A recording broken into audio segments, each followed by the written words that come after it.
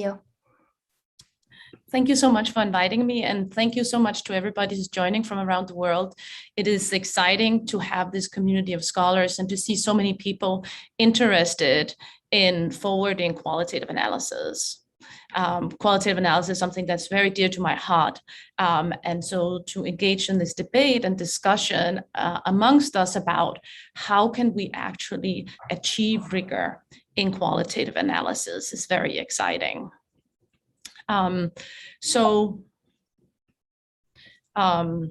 I also just want to start by saying I'll also give another webinar about more focused on the craft of writing qualitative papers, which will come up on Thursday, June 9th, if any of you are interested.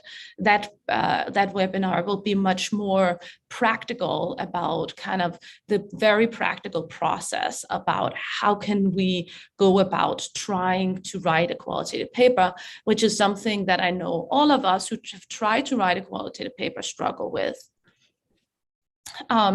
So I'm going to start in a kind of maybe very unusual place for a talk about qualitative analysis. And also I'll start with talking about Karl Popper. So what did Karl Popper say? He said that if we are uncritical, we shall always find what we want. We shall look for and find confirmations. We shall look away from and not see whatever might be dangerous to our pet theories. And I think that this is very insightful because this is exactly where qualitative analysis comes into the picture. Qualitative analysis is here to challenge our existing ideas about the world. Qualitative analysis is here to try to push back on the existing theories. We do qualitative analysis in order to develop new theory. And this is very important, I think, always to keep in mind, because it is how qualitative analysis also differs a lot from quantitative analysis. And I know that a lot of us live in a world where most of our colleagues around us in our universities do quantitative analysis. So for us to keep in mind, what is actually the goal of the work that we do and why is it really, really important? So again, putting qualitative analysis into this idea about what is our role in terms of the scientific process. So again, Popper said that one of the core elements of scientific discovery and the forwarding of scientific knowledge is falsification. And so what happened during this process is that we set up a hypothesis. Let's say hypothesis 1, we test it quantitatively so that we are able to either falsify it or not. And so then we maybe falsify it and we set up a new hypothesis 2, which we then test, and we might then falsify it or verify it, and we come up with a new hypothesis 3, and then we can falsify that as well. So what is the role here then of qualitative analysis? Well, let me go to another really important scholar, which is Isaac Newton. And so we all know the story, whether it was really true or not. It's been debated, right? That Isaac Newton sat under an apple tree and an apple fell from the tree.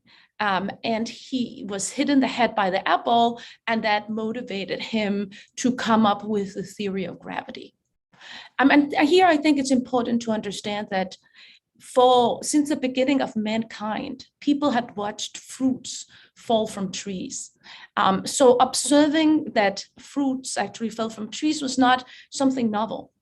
What was novel was the fact that Isaac Newton looked at these occurrences and then from there on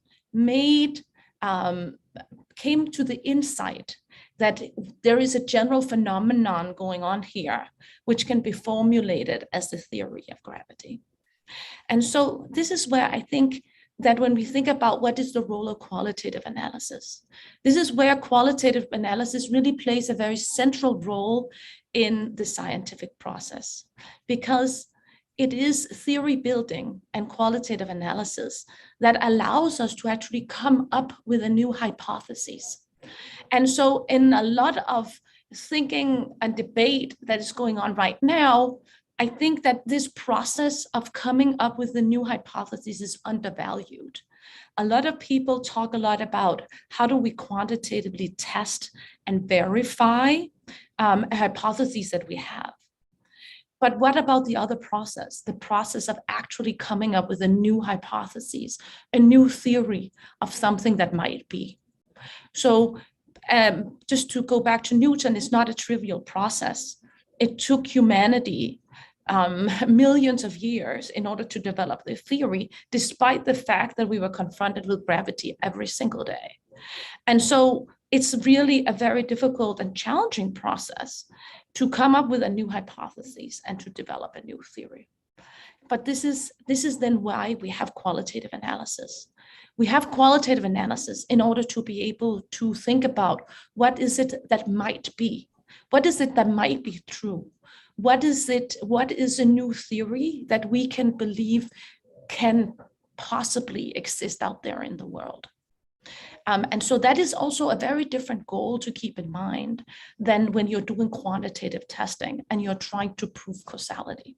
And I think that a lot of people miss out on that distinction when they talk about how do we achieve rigor in qualitative analysis, that they confuse the different processes of hypothesis testing versus hypothesis generation.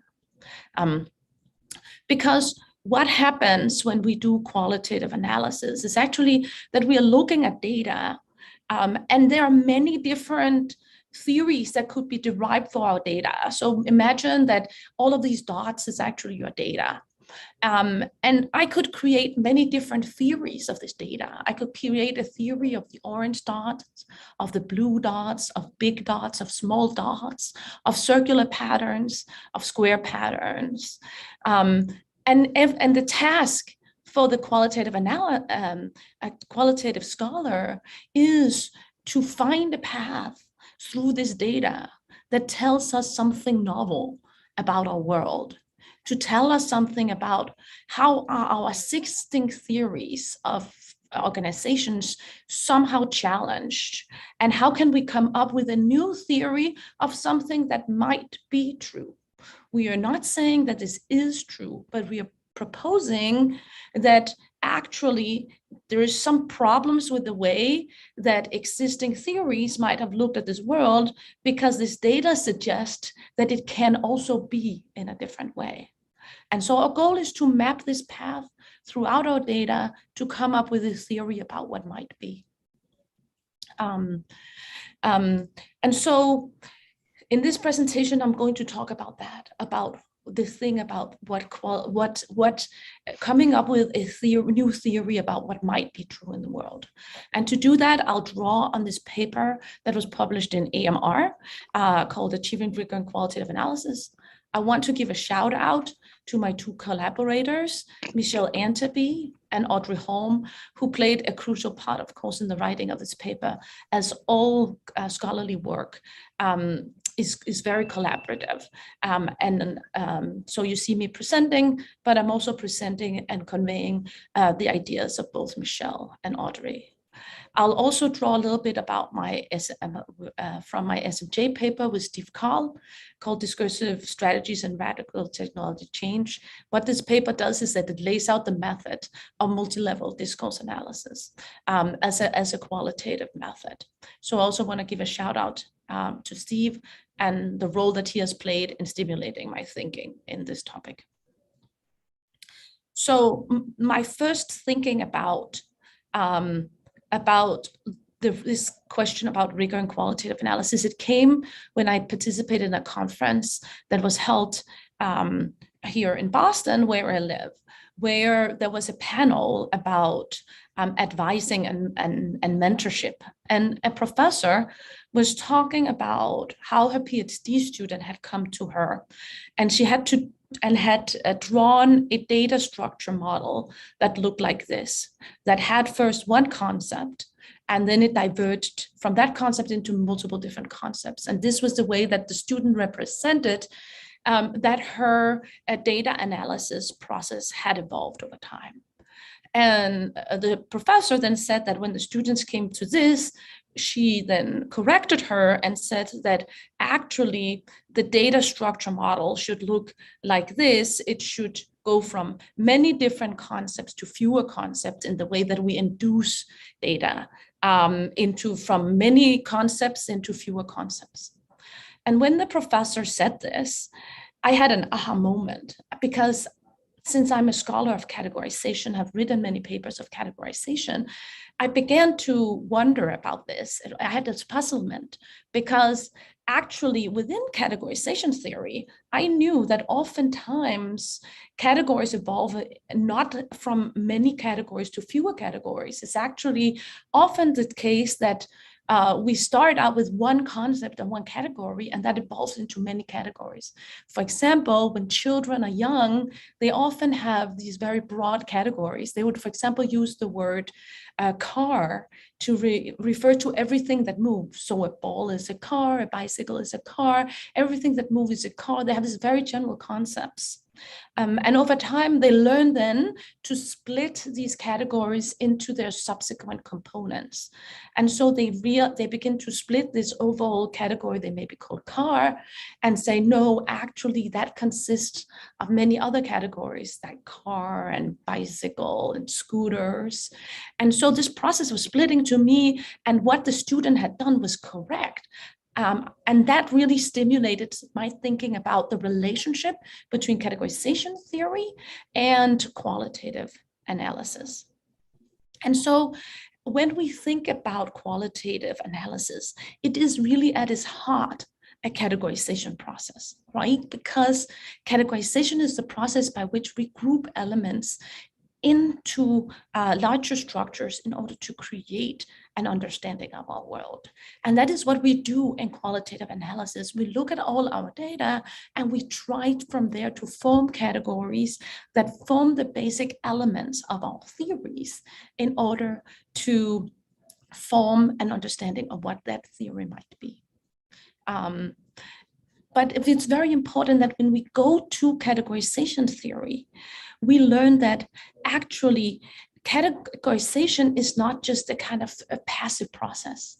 Categorization actually is a very active process that involves the human being that is part of that categorization process. And so when we begin to think about qualitative analysis as a categorization process, we also begin to think about the fact that qualitative analysis is at its heart also an active process where we bring ourselves into the process. And particularly when we categorize, we actually use, for example, our goals as a way to categorize. So for example, we could categorize all rubber boots into one category, and we could categorize rain jackets into one category, or we could categorize backpacks into one category.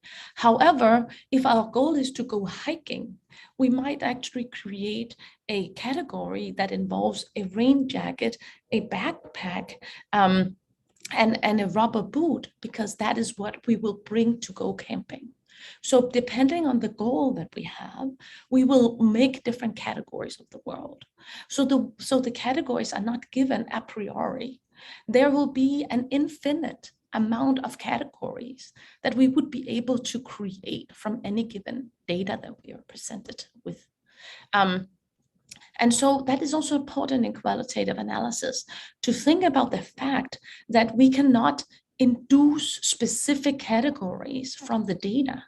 Instead, we actively construct these categories based on the goal that we have, particularly based on the theories and the questions that we bring into the data, the questions and the theoretical puzzlements that we have and that we are trying to solve. And so based on these ideas that we have and the goals that we have, we will create different categories, and we will thus create different kind of theories. And so in order to achieve rigor, in qualitative analysis, we argue that we actually have to be reflexive about this process. We have to understand that it's an active process, and thus try to be transparent about what is it that is actually going on and how do we get from A to B. But we cannot say that rigor is a purely inductive process, or that any given human faced with the same data would have come to the same conclusion. The same way as when all the people that came before Newton when they all saw the apples falling from the tree, they didn't come up with the theory of gravity because they didn't have the kind of insights that Newton had. It took that particular person to come up with that same insight. So we cannot say that if we present two different people with exactly the same qualitative data set, that they will come up with exactly the same theory. It would be unlikely if you presented people with all of these apples falling, that all people would have come up with a theory of gravity. It took that particular insight by Newton in order to do that. And that's the same with qualitative analysis. We bring ourselves to the process and we bring our insights that we uniquely have as human beings to that process. And that cannot be replicated in the same way as when we think about quantitative analysis. It is also, I think, if we talk about replication, going and not thinking about what is actually the goal at hand. The goal at hand is come up with a new theory. It is not causal identification. And so that also mutes the idea that we actually have to replicate, because we are coming up with a theory that might be, and we're proposing it to the world as something that other people can go out and test and see if this actually holds. So my argument is that when to achieve rigor and qualitative analysis, we need to be transparent about the process. In order to actually have rigor, what we need is to detail all of the active moves that we took in analyzing our data, so that our audience members and the stakeholders and people reading our papers can actually follow along with our process and what we did. And so that process actually makes sense to them, that they can see the reason that we came up with the theory that we did. And they can follow our thought process that we did. But that does not mean that that random people should be able to replicate exactly the same thought process that we had when they saw the same data. I'm just going to stop here quickly to see if there's anybody who has any questions at this point in time.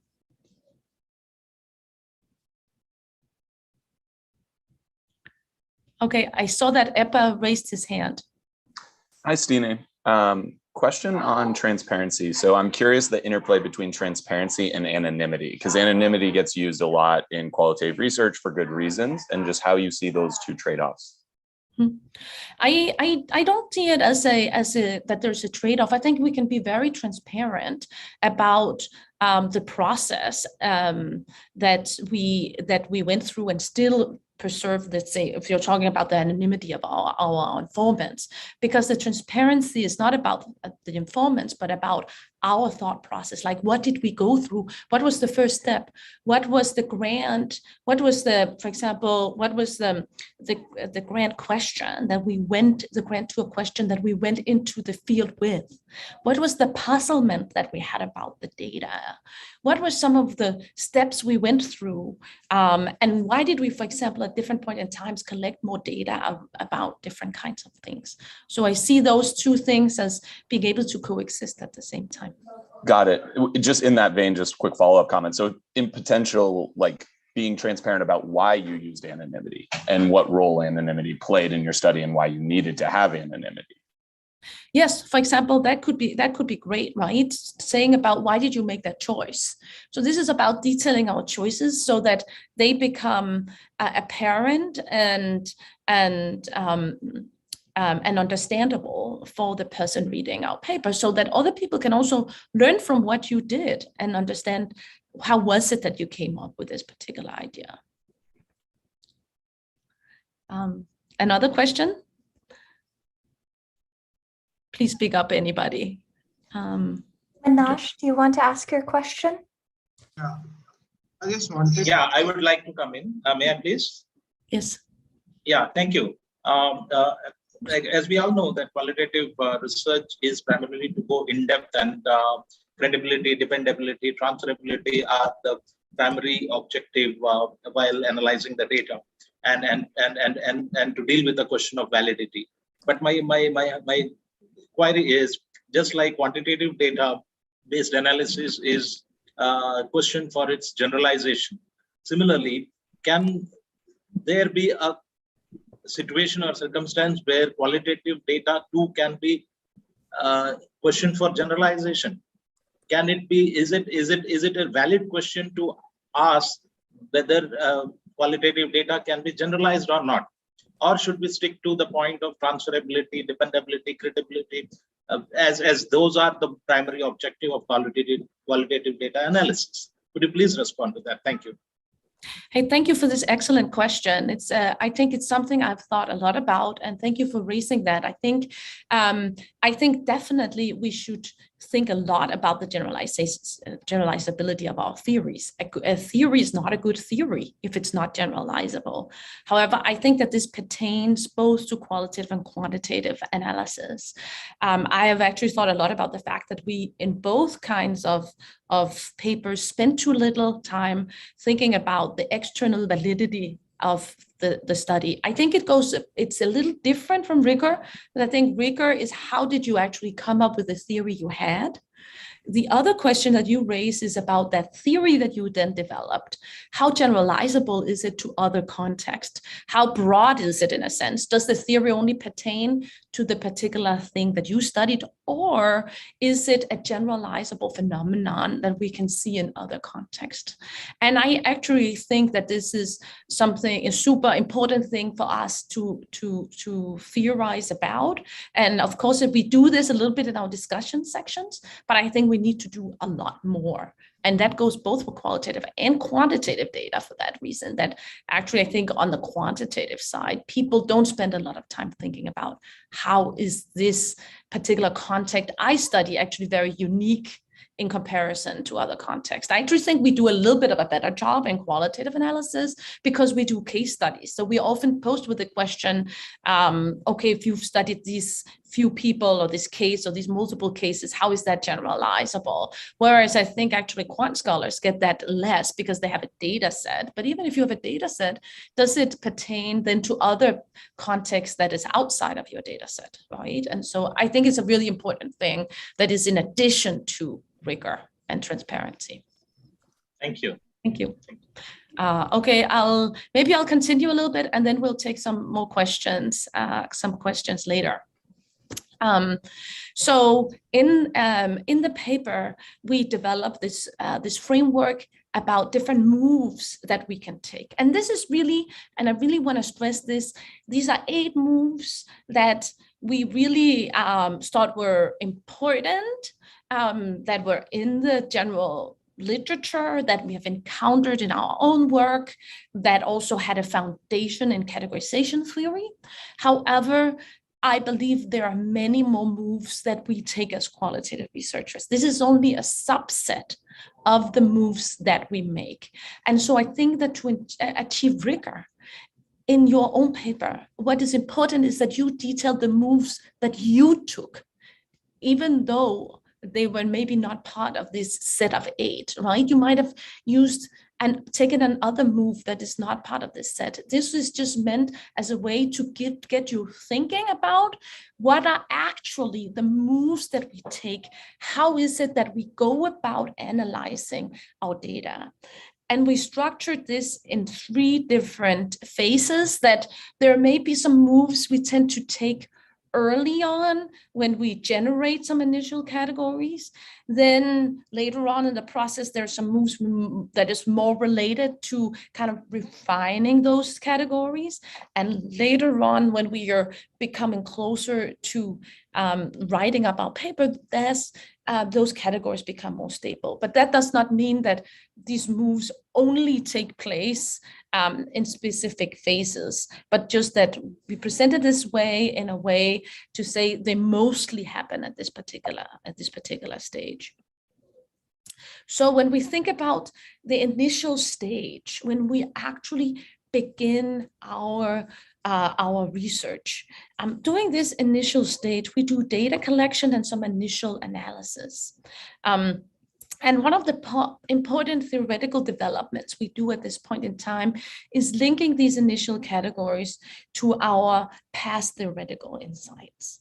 This is important because we come to the field with these existing understandings.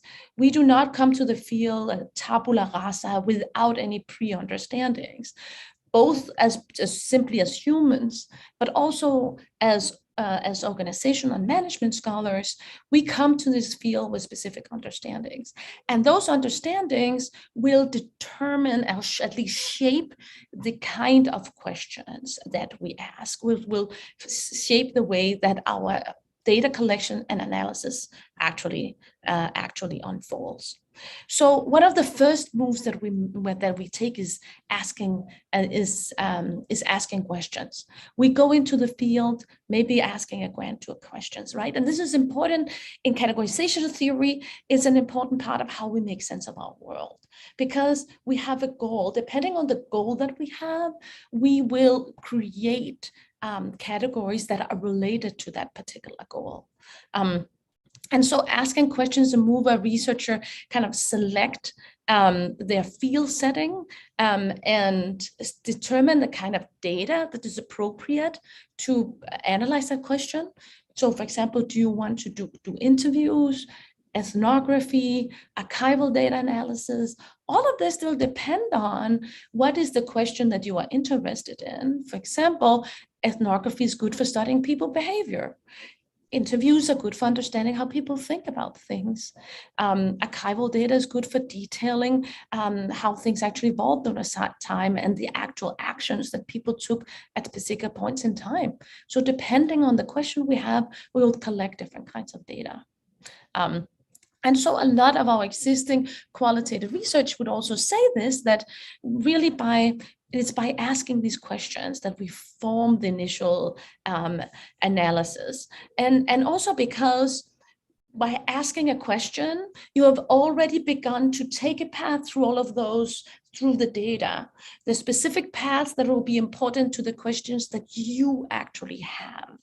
And because the data, any given qualitative data contains hundreds of stories, hundreds of potential contributions to theory, but you are interested in one of them or more of them, but you're interested in some kind of domain, you limit the amount, the area of your data you're looking at. And I think that's important. We need to limit, because doing qualitative analysis can easily be overwhelming. We get overwhelmed with the amount of data, or as Pettigrew told it, data asphyxiation, where there's simply just too much of it. And a way to kind of narrow down and say, no, I'm interested in a particular question is also to narrow the things that we're looking at. And so from this question, we already begin to form these different categories that come out of our data. And so, for example, when I did my dissertation on nanotechnology, one of the first questions that I looked at, and I went into the field, was actually, how is science commercialized? And how do scientific discoveries move from university into the commercial realm? This was the first question. This is why I was interested in studying nanotechnology. And this, of course, determined the kind of things that I did initially. I went to some conferences, where there are both scientists and entrepreneurs present. I interviewed some of these about their commercialization processes. But after we have asked our questions and we begin to get an initial sense of our data, we begin to focus on puzzles. And I think this is extremely important when writing a qualitative paper, is that you need to be curious. You need to focus on what is puzzling within your data. And so this is also a really important part in the categorization process, because we are often more attentive to things that actually break with our existing understandings. So when we encounter a puzzle in the field, it's often because an observation that we make conflicts with with something that we already know.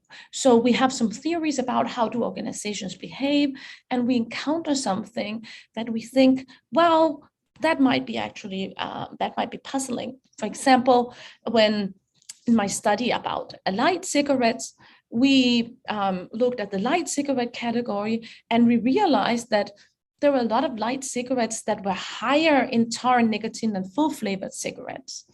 And, this was just puzzling. Like, why did that happen? Because light cigarettes were supposed to be lower in tar and nicotine and not higher than full flavor cigarettes. So it was something that was kind of puzzling. And so the whole paper started out with this puzzlement about something that is a lightning rod, something that you can also use to zero in on something that is really important and interesting that is going on in our data. And there are a lot of existing scholars that would have also said this, particularly Becker talks at length about how we need to focus on the weird findings and things that don't fit. And Turco talks about how we really generate insights by reading through field notes and memos several times and looking for the empirical puzzle. And so here I also think that an important thing I want to stress is that when we do qualitative analysis, I don't think it's a good idea to start by just doing open coding, because if you're doing open coding, you're too much going into the weeds of coding when you don't know what the puzzle is. You don't know what it is you're trying to answer. There needs to be something you want to answer. And so the first step in qualitative analysis is just to immerse yourself in your data by reading through your interview transcripts or your field notes or your archival data, whatever it is, just reading through it, thinking about it at a broader level about, is there something here that seems puzzling and unexpected? Something that seems really interesting to me, because before you have that puzzle, if you're just doing open coding, the open coding will just explode. I think many of you probably experienced this when you open coding, because if you don't have a lightning rod, something that is guiding your coding, linguistic theory would also tell us that every single sentence would be able to be coded with hundreds of different meanings. And then we should have codes for all of those 100 meanings for every given sentence. And so even after coding 10 sentences, we might have hundreds of codes, like several hundred codes. It's not helpful. It's not helpful when we think about that. Our goal is not just to induce knowledge from the data, but our goal here is to generate new theory, right? We need to find something that challenges the existing understandings of the world. And so in my nanotech study, for example, even if I went into the field being focused on studying the commercialization of science, actually what happened was that when I began to interview people about nanotechnology, I realized that the first question they had was not to say something about nanotechnology. The first thing they always said is that, so since you're a PhD student at Stanford, you must know what this nanotechnology is, because I don't really know how it's defined. Can you please kind of explain to me what nanotechnology is?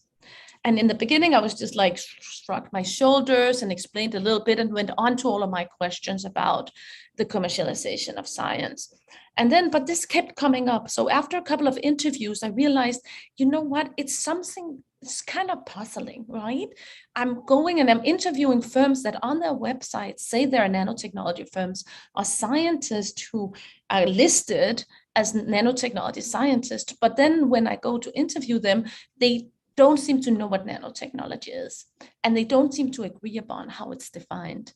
That was just puzzling. I didn't know what it meant. I was just thinking that is something really interesting there. And I began to ask questions about this. I began to incorporate into my interview protocol what do you think about nanotechnology? How is it defined? And do you know do people have different ideas about nanotechnology, or do you know how has it evolved over time? I began to add questions like this into my interview protocol. And over time, I began to then also read theories about this. and got thus to learn about categorization theory. And this is how I got into categorization theory and became a scholar in that field. But it really came out of the data, and it came out of puzzlement. So I can't stress that enough, the importance of being curious and focusing on a puzzle inside of your data. So those were the kind of that's the first initial phase. And not that some of these other moves, we also use them later on. But I want to stop here and just see if there are some more questions. Stine, we have a queue from the previous session. We have Manoj, Veranda, Vorda, and Janice and Surabi. So maybe if we start with Manoj. Thank you. I just wanted to ask, when you talked, because going back, when you talked about like we cannot think of replication as a means of justifying our findings in qualitative analysis. In that sense, how do we kind of ensure the trust that we bring into the study? Just being transparent, I don't think will be enough in that sense. How do we ensure that without one of the biggest tools in science being replication not available to us in qualitative analysis, how do we think about the trust of the study? Well, the trust, I think you gain the trust of the reader by being very explicit about what you did and honest. I actually think that being authentic is what gains trust. When I read a manuscript, I can tell if the author is being transparent and authentic about what happened. A reviewer once said to me, this analysis reads too neat, too pat, not straightforward, too straightforward, right? Because we all know that qualitative analysis is complicated and includes a winding road, and it includes going back and forth, and it includes going into blind alleys and having to go back and into another path that might also be a blind alley. And I think that if you are transparent about that and actually state what you did, you come across as authentic. And when you are authentic, people will believe what you did. They can understand that as long as the process you took made sense to the reader, you will have transparency and thus rigor, because people can follow what it is you did. They can follow the different steps that you actually took in the process to get from A to B. When you take their hand and allow them to follow you down the winding road that you went on, they understand how it is that you ended up where you ended up. By doing that, it will make sense to you, and it will be authentic, and thus they will trust you. Versus, I think, if you are just employing a template, that does not come across as authentic, because the reader is not stupid. The reader is one of your peers, is one of your really smart and intelligent peers that has also done qualitative analysis and understands that your process cannot just have followed this particular template. And that template just looks like something that was copied from somewhere else.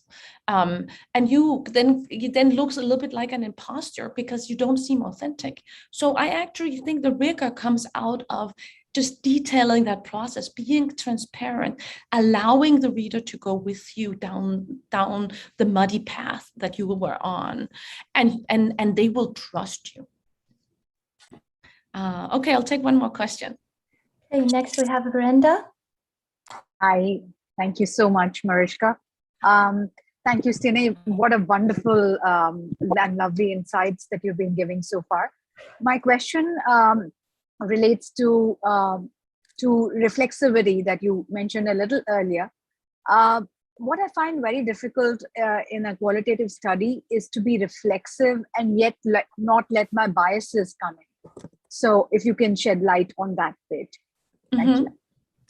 I do understand, and I also understand that there's a fear to be seen as subjective, to be come across as, oh, this was just my own subjective judgment, and that this was not something that is kind of objectively in the data.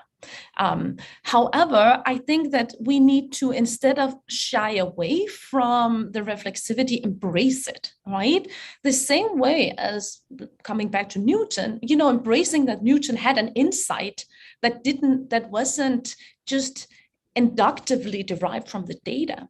And if you can explain how did you come up with that insight, the reader will follow you as well. The same way as they followed Newton in saying, when he began to say, look at all of these things that fall to the ground, look at all these phenomenon in our world, it only really makes sense if we have a theory that explains it. That same way, you can say that I had these observations in my data, and really they only make sense if we look at it from this perspective, because otherwise a lot of these observations are not really explicable. Right. But there, I also think, I mean, I'm not arguing that qualitative analysis needs to be only a kind of a subjective narrative story. Not at all. I think that every single argument that we put forward needs to be supported by our data. There needs to be a very deep embeddedness to show the reader, this is the things I observed, and this is why I came to this conclusion. Let's say, for example, in my study of nanotechnology, showing to the reader that, here's a person that says, yes, they are in a firm, it's called Nanotechs, it is listed on a nanotechnology website, yet this person says, you know what, I don't really consider our firm to be a nanotechnology firm. Right? There's some kind of puzzle there, something that is inexplicable. So I think what you need to do is also, it's very important to show your data, right? To show, and every time you make a statement, it has to be supported by data. It has to be supported by a quote from the data. It has to be supported, right? This is the classical showing versus telling. We need to show our data, because when you show your data, the reader will understand why you came to a specific conclusion based on that data, right? And will understand, like, based on these things I show you, you know, we can explain that phenomenon through this particular theory, right? Right. Yeah. You know, so yes, we have to embrace our reflexivity. That I don't think that, you know, when you read your data, you might come to a different conclusion than I will, because you read different theories than I have. You are a different human being than I am. But yes, you will argue and you'll present your findings deeply embedded in the data.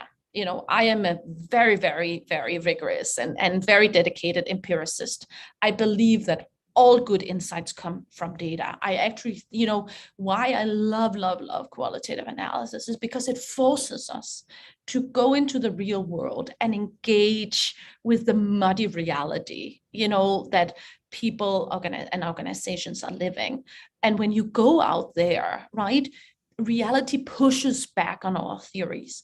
The good ideas and the good insights come from data, because they tell us something that can't be true otherwise, right? So for example, in a paper I have on helping behavior, right? We went into the field, and we were trying to study helping behavior, and it was very complicated. To study helping behavior in a real organization was very complicated.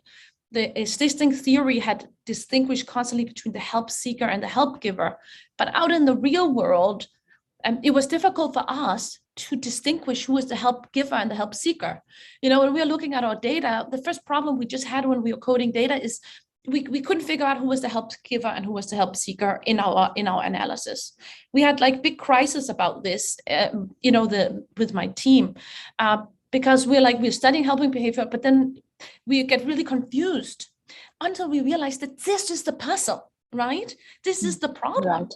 this exactly is what is interesting here. The thing that's interesting here is actually in the real world, this distinction that is being made in the lab between the help giver and the help seeker breaks down when you're in a real world flow, right? And so I believe very, very strongly in data and in embedding all of your statements with quotes and with showing very, very clearly what you have done, but also to embrace that. Then I came to this conclusion, right? And that is reflexivity. I'm not saying that everybody who went into the field to study helping behavior or even looked at our data would have come to the same conclusion about the breakdown between help giving and help seeking, and that we did in our data, that they would have done that same analysis. I don't think so. They might have found another interesting theory there, right? You know, it was the way we were being collectively in my research team reflexive, right, about that helped us generate the theory we developed in the paper. Thank you so much, Stine. You make it look so simple. I have a long way to go. Thank you. Okay, I'll take one more person and then move on. Janice, you have your hand. Wasn't I in the line? Because the three names that you took, I was the third one. Oh, sorry. When I sent you, I didn't hear back from you when I sent you a message, but please go ahead. Ah, okay. I'm sorry. I must have missed that. Apology. So thank you so much for this lovely discussion right now. I think new scholars like me always look forward to such, social gatherings. And I am a big fan of qualitative research. The challenge that I'm facing as a new researcher in the field is initially, as you mentioned, about the categorization of the data and then the coding. And I totally agree with you with this open coding. So if we are not doing open coding, then what will be the idea how we can categorize the data? Mm-hmm. So I would like you to please talk about that. Thank you. Yes. I mean, I think that we can do open coding. It just comes later in the process than I think, at least that's taught in many PhD seminars. I think that open coding, or I actually like to call it structured coding. So structured coding happens once we kind of know what the puzzle is we're looking for. So the first step is actually reading through the data, figuring out what is the puzzle? What is the thing that's interesting our data? It's also figuring out what is the outcome that we are trying to address. So in a lot of qualitative research, people talk about what is this a case of? I find that a little bit confusing at times. For example, let's say my study of nanotechnology is a case of many things. It's a case of high technology. It's a case of commercialization of science. It's a case of a large field. It's a case of an American industry. It's a case of many things, right? But to me, it's more useful to think about what is the outcome I'm trying to explain. What is it? What is the thing that I'm looking to explain why that happens? How it happens and why it happens. Yes. Yeah. So what's the outcome? So for example, in that paper, the outcome I was trying to explain was the social and the symbolic boundaries, right? And so once I know that, what I'm really interested here in the social and symbolic boundaries, once I know that, I can go in and I can more create a structured coding, which is more focused on trying to explain that outcome. Then I can go through the data very minutely, but I'm not, but my data coding is not exploding into thousands of codes, and where I'm diverging instead of converging, right? In qualitative analysis, it's very easy to just diverge, right? There's so much going on, right? Because and that is because there's so much going on in your data. Your data is so rich. There's so many stories that could potentially be told in your data. But to write any one paper out of that, you will focus in on part of the data that is relevant to the outcome that you're interested in. So for example, that let's say social and symbolic boundaries. Then I begin to structure a very detailed code, right? Things that are related to the social symbolic boundaries, and try to identify the mechanisms that drive that, particular outcome that I'm interested in, right? Or I have another paper I'm working on where the outcome is professional identity. We're interested in the professional identity. And so then we're trying to figure out what are the different elements in our data that relates to professional identity. But in the data, there's a lot of other things going on, collaboration, right? Anxiety, right? Work-family boundaries. There could be a lot of different outcomes that we were interested in, but we focus in on one of them. Thank you so much. Really, Okay. you really solved something going on there. Thank you. I think I'll move on and we can take more questions later. So now we're in the kind of middle part of we have some categories, but we're trying to refine them, right? And here we are doing further analysis and we're trying to figure out whether or not we also need more data collection. And we also trying to link those categories to elaborate or challenge existing theories, which again is the goal that we have with qualitative analysis. And so one thing we do is, for example, that we also drop existing categories. And so there's always many categories that might not be useful. Initially, we might be attracted to certain things just because they're salient or they just happen to be the things that was the first thing that happened in our interview transcript. And so we kind of anchor on that, but it might not be the thing that is most interesting in the data. And so it's also important process that we let go of things, that we drop the things that maybe were not useful and that we thought were interested that initially was not important. For example, in the study of nanotechnology, I dropped all of these categories I initially had around commercialization and university firm interactions and technology transfer offices that initially I was very interested in. And instead, I began to focus on some new questions that actually seem to be more puzzling inside of the data. It's not that, of course, commercialization is a great topic, but this data that I had seemed to have a bigger puzzle, a more important puzzle to be solved, which is kind of what is included and excluded within this nanotechnology category, and how did that category evolve over time? One of the moves that we make here is also merging. And so when you merge category, you kind of unite two or more existing categories into a subordinate one, right? And I think so this is the move that I think is mostly reported when you read a methods section today in a qualitative paper. Most people talk about merging. That merging was the move they engaged in order to come to their conclusions about their data. That they started out with a lot of more detailed categories, and once they had all of those detailed categories, they kind of merged them together to reach these final overarching category and lumping things together. And so I think that this is also a really important move. It is, of course, something that is very important in qualitative data, where we have a qualitative data analysis, where we have a lot of data and we try to cluster them together into particular elements. And so I've used this a lot, of course, in my own work as well. For example, currently I have a study of the AIDS epidemic. And so we, for example, kind of merged categories, the homosexuals, drug users, and Haitian, into an overall kind of category around stigmatized groups of people. And so this is, of course, a super important move. However, as I started out saying in the beginning of presentation, the opposite move also happens and is not reported as frequently because, human categorization formation does not progress uniformly from more categories to fewer through merging. This is studies of categorization would say that this seldomly happens.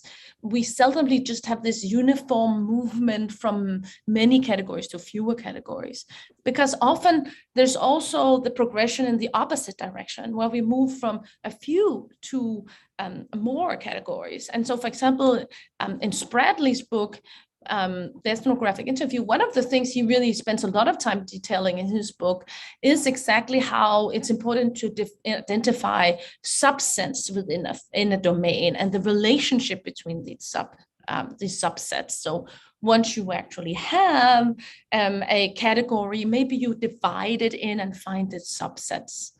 And so, for example, in that paper I was talking about helping behavior, we first identified that helping behavior was routinized. But then once we had identified routinization, we began to split those routines into, discover that there were actually subroutines that happened. So as the routine was unfolding, we had subroutines happening about, for example, initially establishing mutual attention and helping behavior interaction. You first establish mutual attention, you orient, and then you're striving, and then you're concluding, right? So we were splitting the routine, and actually we split it even more because we also said that, well, within each of these routines, we then have different moves that people are taking. They're identifying, locating, attracting, for example, focusing on a tool. So we can go from having a broad concepts and then dividing it into its parts. And sometimes that is very important because it will unfold the complexity of our phenomenon. And sometimes the thing that is important happens at that sub-level of categorization instead of maybe you started out with a really kind of big and broad category, and that need to actually be split into smaller ones.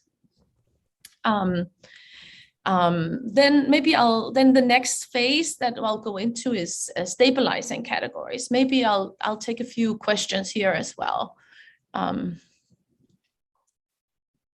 if anybody has questions. Yeah, hello, Professor. Yes. I hope I'm audible. Thank you so much for this insightful session. You've already solved a lot of problems, especially regarding the same data being interpreted in different ways by different people and being okay and fine with the different interpretations. So my question is a little different. Until now, we have focused on theory building, and we are collecting data and delving deep into the data to figure out the insights or gather some insights. Sometimes we already have some idea. I mean, like in one of the papers you mentioned, we're not going with an absolute clean state. Sometimes the constructs already exist, maybe not in your context, but in a different discipline or in a different context. And we are trying to see if those constructs are applicable in our context. So the constructs are already existing.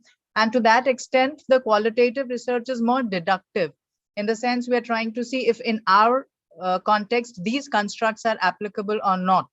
So we actually have some idea of the constructs, and it is not like we're going to construct new theory. It's more like we're just seeing whether these constructs are applicable in our context. In this kind of a scenario, more a deductive qualitative research, what process do we follow? Is there any paper which delineates the process to be followed, which we can cite and follow the method in it? Mm-hmm. I mean, I actually have to say that I don't think that qualitative analysis is best when we do kind of deductive analysis. I actually think that you'd be better off using a different methods like surveys or quantitative data collection, or using some of these more quantitative methods in which you would actually be able to test the constructs versus using a qualitative data analysis. I don't think that qualitative analysis at its core, and the way that, because we can never create a causal inference using qualitative data. It's simply not. It's not what it is good at. We will never be able to say anything about causality using qualitative data, in my opinion. And so thus, if you already have the construct out there, I would suggest using a different method. Experiments, surveys, quantitative field data, some form where you're able to quantify and test, if your goal is not to develop new theory. I believe that the goal of qualitative analysis is new theory development. Thank you so much. Yeah, thank you.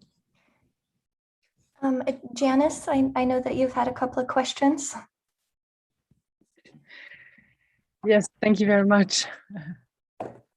Where am I? Yes, thank you. I had a question with regard to the reflexivity. It's maybe a little bit more the practicality is. I'm wondering as to how to include it in the work because I'm doing reflexive journaling throughout the process. But I'm wondering how to write it within the thesis itself. Well, I think you can write, for example, let's say, of course you cannot, I mean, so this is a kind of more kind of, there's a practical thing that has to do with, we can of course not detail everything we did because our method section has to be of a particular length, right? Or if you're writing your dissertation, you know, you only have so much space, right?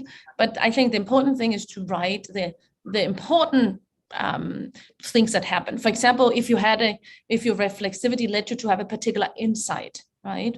I think sometimes we have a particular insight that something happens, we analyze the data in a specific way, and we get an insight about the data that was really important. I think we can write that, right? You know, like, so then we engage in this and that, and and for example, I realized, at this point in time, I realized, you know, that this could, for example, be about professional identity. And then I went back to the professional identity literature in order to iterate between my data and this literature, for example, right? I mean, I think you can have ways in which you state inside your method section that at this point in time during my analysis, I had a particular thought, right? I had an insight, an aha moment, you know, that led me to do that specific thing. Okay, because sorry to interrupt, because I forgot to tell, because I'm taking the reflexive thematic analysis approach by Brown and Clark. So where the researcher's perspective is also needs to be embraced, as you mentioned earlier on. And yeah, I do want to document or showcase my reflexivity, but I'm not really sure if I should put it at the end of each main chapter, because I do have, of course, the reflexivity and positionality chapter in my dissertation. But throughout the work, I wanted also to reflect throughout my work. I mean, it's difficult for me to say without, you know, having read it and knowing, but, you know, I actually often think that I could imagine a structure in which you, after each section, then if that's a really core part of what you're doing, at the end of each, you have a little section of your reflexivity at that point in time, right? And then you move on to the next data and then your reflexivity, so that it's, if it's a core part of your method, having that kind of be manifested throughout, I think probably will read better for the reader. But it's difficult to say without having looked at it more specifically. Yeah. Okay. Thank you so much. Next, Katharina, followed by Fanji. Thank you, Mariska. Yeah, Professor, I have one question regarding actually qualitative approach to theorizing certain causalities or dynamics from processes. So what are the best ways to do it? Because you said earlier that it's better to quantify and test and use like more quantitative approach. But if you're in the situation that you're using qualitative research and you would like to theorize basically some causalities, kind of some arrows, you know, like from, you have boxes and arrows, some certain processes, and you want to theorize it. So what kind of ways would you recommend to do it kind of in best ways? Thank you. I mean, so I don't think that we can show causality with qualitative analysis. So if that's your goal, to show causality, I don't think you can do that. And that doesn't mean you can't have a model that has boxes and arrows. But in my opinion, it's not about proving a causal relationship. It is about proposing a theory of something that might be, right? So let's say in some of my papers, I would have a process model that has boxes and arrows. I don't see that as me proving causality. I'm not saying this is what happens. I'm saying that this is what might be going on in the data. And it's an interesting theory that other people can then take my theory and go out and test these relationships more specifically. But with the kind of qualitative data analysis, I don't think that we can establish causality because we simply do not have the tool for causal analysis. It's not the goal of what we are doing, right? So there, I think it's important to keep in mind, like again, to me, I also do quantitative studies. I have all sorts of papers. I have experimental papers. I have big quant papers, all sorts of papers, right? And I think the important thing to do is that to choose the method for the goal you have at hand, right? And so if my goal is theory building, I'll choose qualitative analysis. If my goal is causal identification, I will choose quantitative analysis. For example, experiments or online experiments, field experiments, surveys, quant analysis.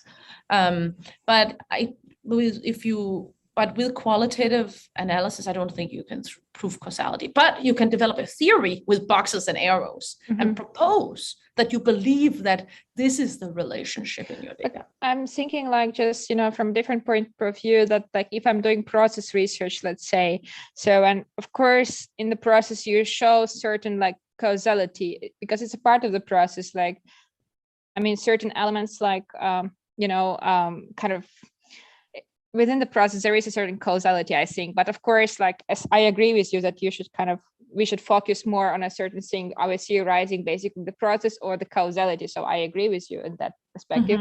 But I think like causality is still a part of the process. But I just think you have to be very careful with your language, right? Sorry. But this is where you have to be very careful. You cannot say that you're showing causality, or you can say that you're proposing relationships, right? So you're proposing a potential relationship between things, which I think is what you're doing if you are, let's say, doing a qualitative analysis and building a process model. What you're doing is proposing certain relationships that you believe are going on in your data, and this is your theory. But you cannot prove this causally because we just cannot prove causality with qualitative data. I agree. I think that it is also important that we, as qualitative scholars, are very careful with the words that we use. Also, I think actually when we talk to quantitative scholars, I'm sure that many of you are in universities, at least I am and have always been in universities where the majority of our colleagues are quantitative scholars. And quantitative scholars, I think, would misunderstand you if you use the word causality, because they would then feel that you're claiming something you haven't done, because they would feel that you have not shown causality. And I think that's not what you're claiming. That's not what you're trying to do. But they might misunderstand you. And that can be problematic for you and for a field, I think, in general also. So I think it's important that we as qualitative scholars become very aware of our goal and of stating that we are developing theories and that we are trying to suggest something that might be, but that we are not proving causality. Makes sense. Thanks a lot for explanation. Maybe I'll just go ahead so that we get to the end of the presentation. Another thing, the thing what we do when we begin to stabilize categories also that really relate them to each other, right? We begin to look at how they're actually not created independently of one another, but that they are actually interrelated. So oftentimes, right, many of our constructs and our categories only make sense in relationship to each other. As, for example, one is in opposition to the other, or one is related sequentially to each other. So this thing about figuring out what is actually the relationship between categories is extremely important part also of our analysis. So for example, in the study that we have of the early AIDS epidemic, we identified several sets of oppositional categories, which indicated the moral boundary of the field. So for example, it was important in our data that heterosexuals were viewed as in opposition to homosexuals, and that impure groups of people, junkies and queers, were seen as in contrast to pure populations such as babies and females, in particular babies. And this really mattered for the evolution of this field because there were these oppositions in terms of the moral boundary. It meant that physicians were very opposed to recognizing that, for example, that pediatric AIDS existed, that babies could also receive AIDS because they had this moral boundary. So looking at categories also in terms of their opposition is also an important element of our data analysis. Then and other move is sequencing, and that is extremely important, in particular when we talk just about making process models. One of the most important element of process models, it is actually that we sequence our constructs and put them into different different sequences with one another. What happened before, what happens initially, then what happened, what is the next thing that happens. So we try to create these kind of mechanisms and how they unfold, and that it actually matters, right? That it's not always true that a sequence of A, B, and C is the same as C, B, and A. Sometimes in our data, sequences unfold in a particular format. And so we need to also identify what are actually the sequential relationship between our categories. And so, for example, in my study of the e-cigarette category, Greta Schuh and I saw that sequencing really mattered, because early on, when e-cigarette companies positioned their category in opposition to the traditional combustible cigarettes, they began to create a symbolic boundary between the two. However, later on, the symbolic boundary actually eroded, and we saw that the stigma of the original category actually, thus, with the erosion of the symbolic boundary, began to flow into the existing boundary. So the sequences that we create in our data is also very important. So, and last thing that a move that we can make is developing and dropping hypotheses. And this again comes back to the larger goal that we have at hand here, which is developing theory. And so throughout our process, we are actually developing these hypotheses about what is going on in my data, and how are these categories related to an overarching theory of what's going on inside of my data.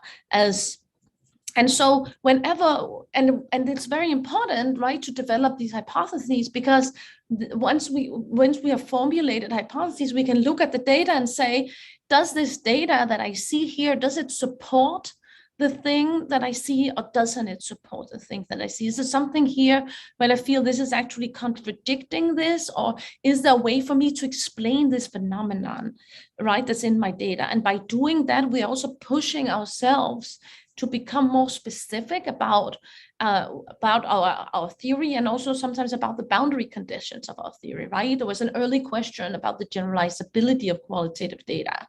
So it's also important for us to be thinking about this as we're developing our theory. What is actually the boundary conditions? And so the overall goal we have here is developing these working hypotheses about our theory and relating them back to our data. Right, and so, for example, in this early study I had with Steve Carl about the early computer, one of our early hypotheses was that IBM positioned the computers more familiar than their competitor Remington Rand. And so we had this hypothesis, and when we went through our data, we began to either validate or refute this hypothesis by looking at, well, how did they actually design their initial computers? Did they design the computers as looking familiar to existing projects or distinct from them?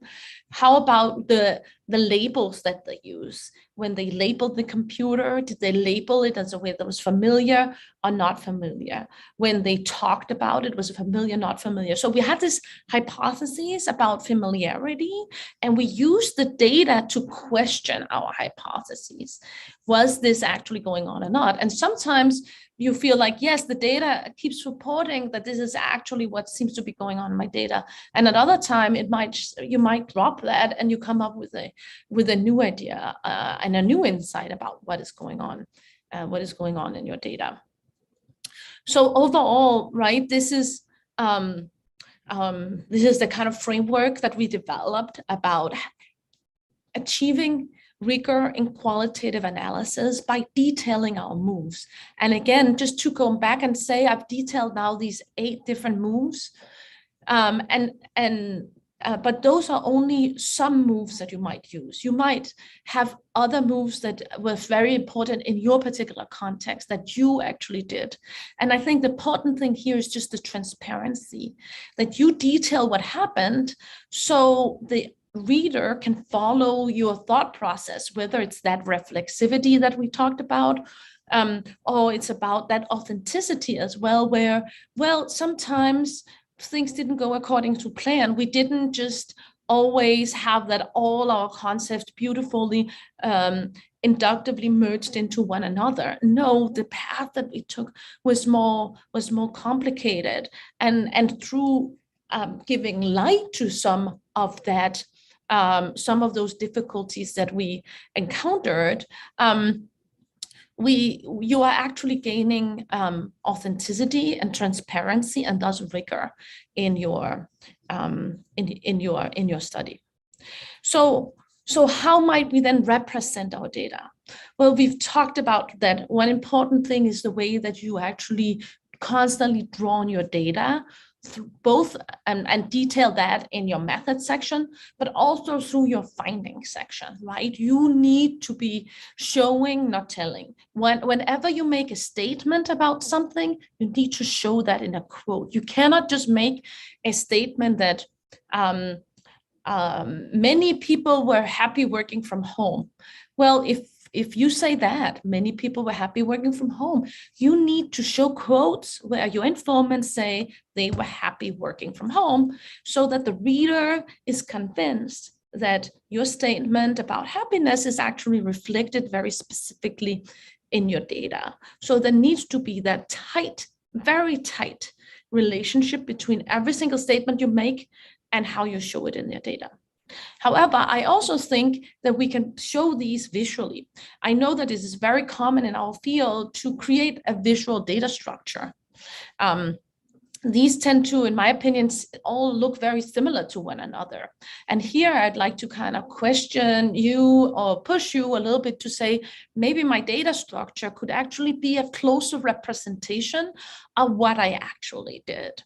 So for example, here I have a data structure where I show the process through which my categorization and my theorization happened, right? I started with a question. I then got a puzzle that led me to generate category 1, 2, and 3. Then I merged category 1 and 2 into category 4. But actually category 3, I split it into category 5 and 6. And then I related 4, 5, and 6 to each other in order to come up with my working hypotheses. And I then iterated through my data in order to kind of develop that particular hypothesis.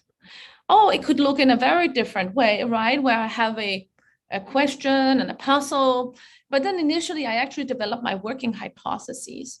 And once I did that, I go to my data and I develop category 1, 2, and 3. And then from category 1 and 2, then I merge them together to category 4.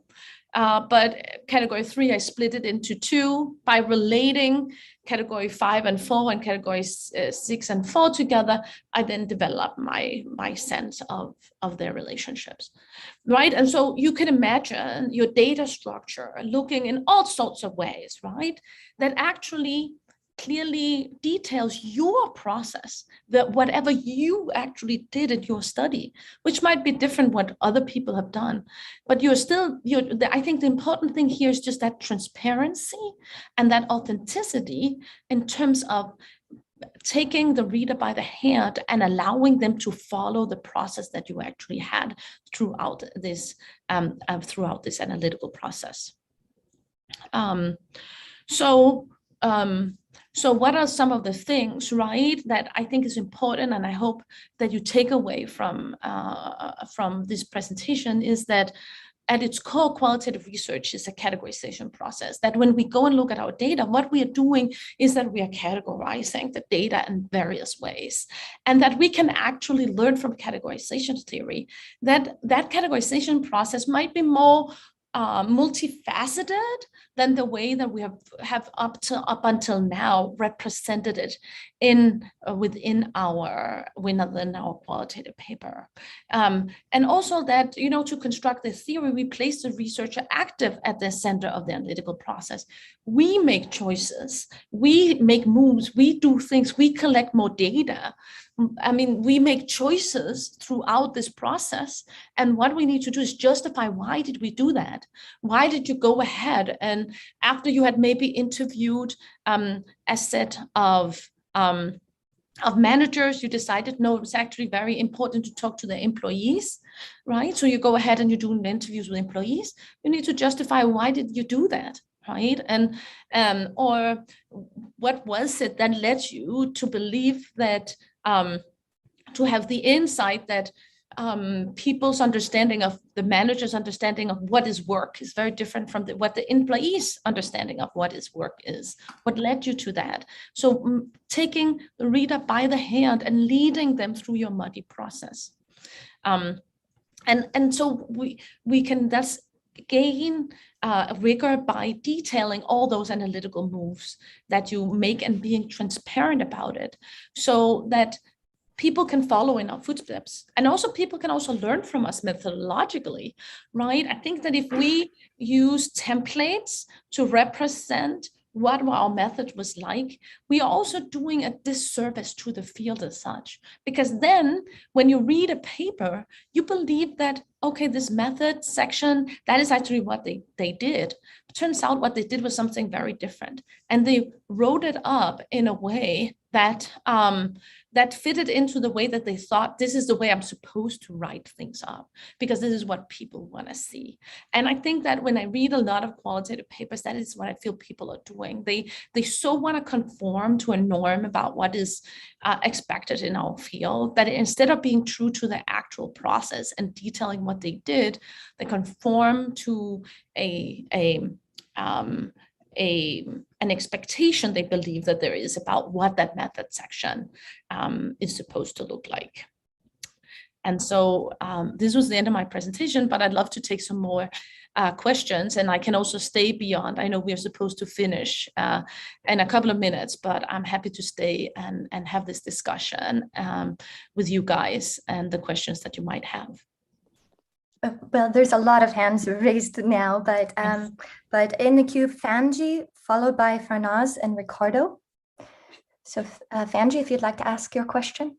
Hi, my name is Fanji. So thanks for the insightful presentation. So I got a problem regarding how you deal with the existing constructs, theories when you're theorizing. So my goal is to develop theory instead of like just only contextual understanding or prove the causality, as you mentioned. It's about theory development, but I do find in some cases that there's some of your categories.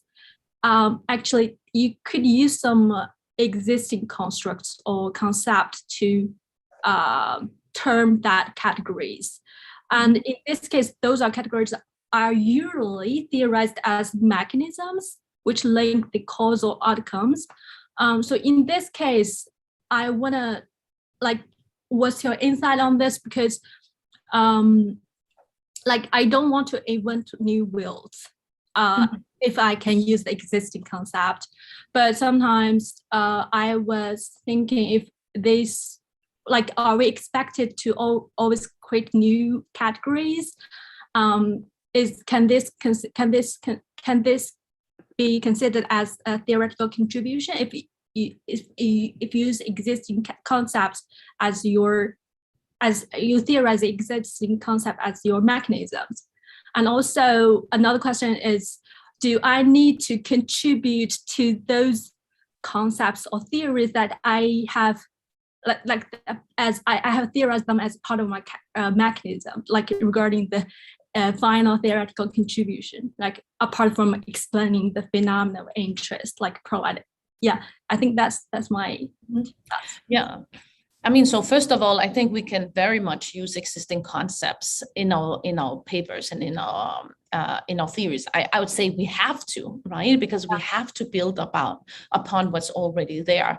And hopefully, actually, when we go, and no matter what we study, hopefully we will encounter a lot of constructs that other people have already detailed, because that means that our field has made progress, right? That there are the concepts that are out there actually are replicated in our field, right, in our data. So let's say I have a big study with my co-author Anna Skrappe about the hearing aid industry. And in this data, we very beautiful kind of replicate the industry life cycle model about dominant design. So in this data, we show very beautifully that there are these cycles of dominant design, the emergence of a dominant design, the convergence on it, and then a technological disruption. It follows the theory, beautifully. To me, that's actually very satisfying, right? Because it makes me feel like, yes, our theories hold true. I go and I see the theory inside my data. However, for you to make a contribution, you of course need to go beyond that. So I think, yes, you can use that construct, but you also need to move then beyond it in terms of saying, there's this construct, but either you're using this to contribute to something else, right? Or explaining a new outcomes. Does that putting it in, for example, so again, as I mentioned earlier, I think one of the first step in writing a good paper is this thing about figuring out what your outcome is. What is the thing you're trying to explain?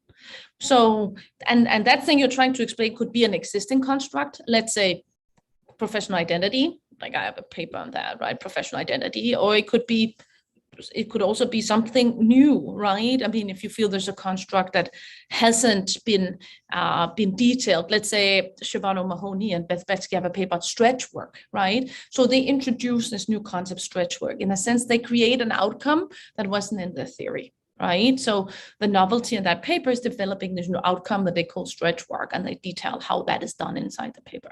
So I think that the outcome can either be an existing theoretical construct or it can be a new theoretical construct.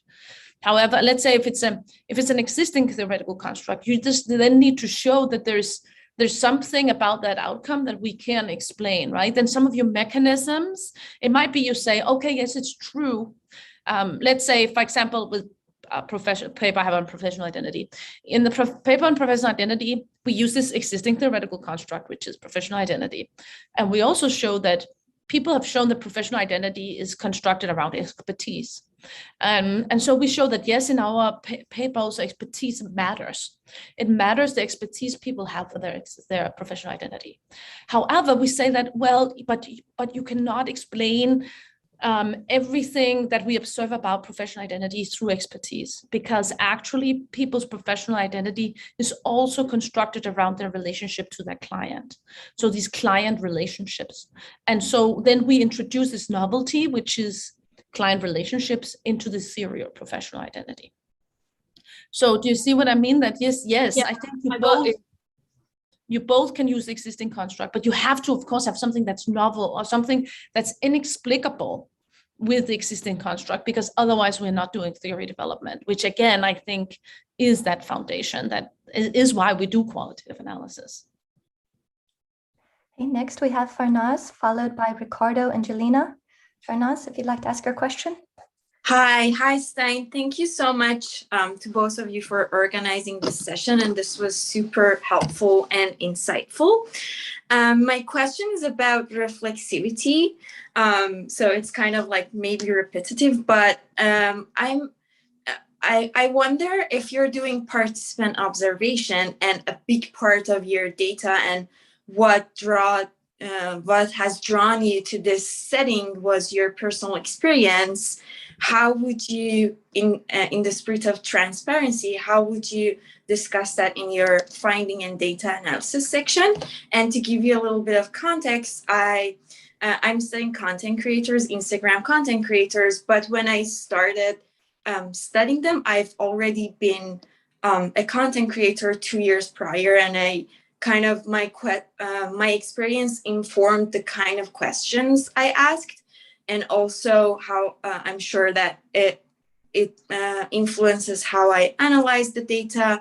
And I wonder how much and how I should include that in the writing. So for example, when I see that, I see this quote that is like very similar to my own experience, do I talk about that like resonance or not? Or I'm happy to hear any kind of insights that you might have on this. Mm-hmm. I mean, I think that you can easily start by saying you've been a content creator, and thus you also come into this field with a lot of knowledge, right, and a lot of existing understandings of the field, and how that has shaped your understandings. However, I would also say that you also have to be. I would also be reflexive about my own. This thing we talk about subjectivity, right? To which extent, let's say you say that, this resonated with me because it was my own understanding, right?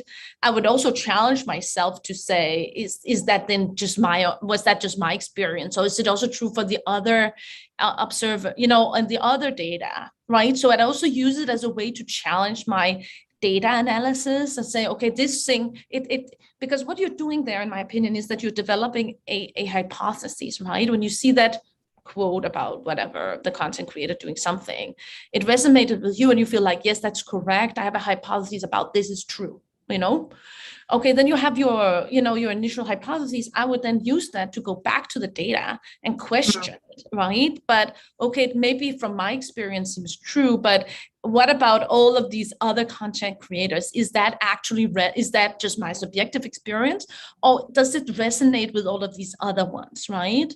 But so this is also where I think reflexivity is important. Also, in terms of being reflective about how could I also be biased or be pulled in a certain way to kind of verify my own prior understandings and constantly use the data as something that I kind of I like a wall that I can kick my ball against, right? I'm constantly kicking the ball back into the data to see whether or not what happens when I do that? How does it come back to me, right? Does it seem to verify and provide more support for my idea, or does it actually suggest something else, right? And if it rejects something else, it's also about, well, might it be that there are two different kinds of experiences people can have as content creators, and why is that? Could it be, right?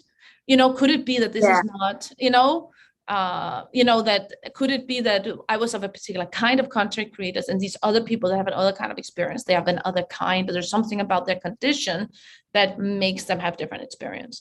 And so so I would use it like that, right? I wouldn't use it just as, okay, this seems to be true because it resonated with me. To me, that would not be very convincing, right? Because I would want to know as a reader, maybe it was true for you, but was it also true for all the other people, right? But I think you use it to say, that helped me develop the theory, and then I kicked the ball back into the data to see if that actually was supported by everybody else. Yeah, that's super helpful. That's so kind of what you're saying is that to help the categorization process, so see my experience and that those of like those that resonated with my experience as just one category and look for other categories. In terms of writing, and this is like just one follow-up question and I leave it to other people. In terms of writing in the findings section, do you recommend that I include, like I noted because I journaled throughout the process about my own experience, do you recommend that I include that? Like I noted in my journals that this is the case and then here's what the data says, or just like let it shine through what I write about the data? Mm-hmm. I mean, I think you can sometimes have those kind of reflections. Of course, your method section can only be so long, right? Yeah.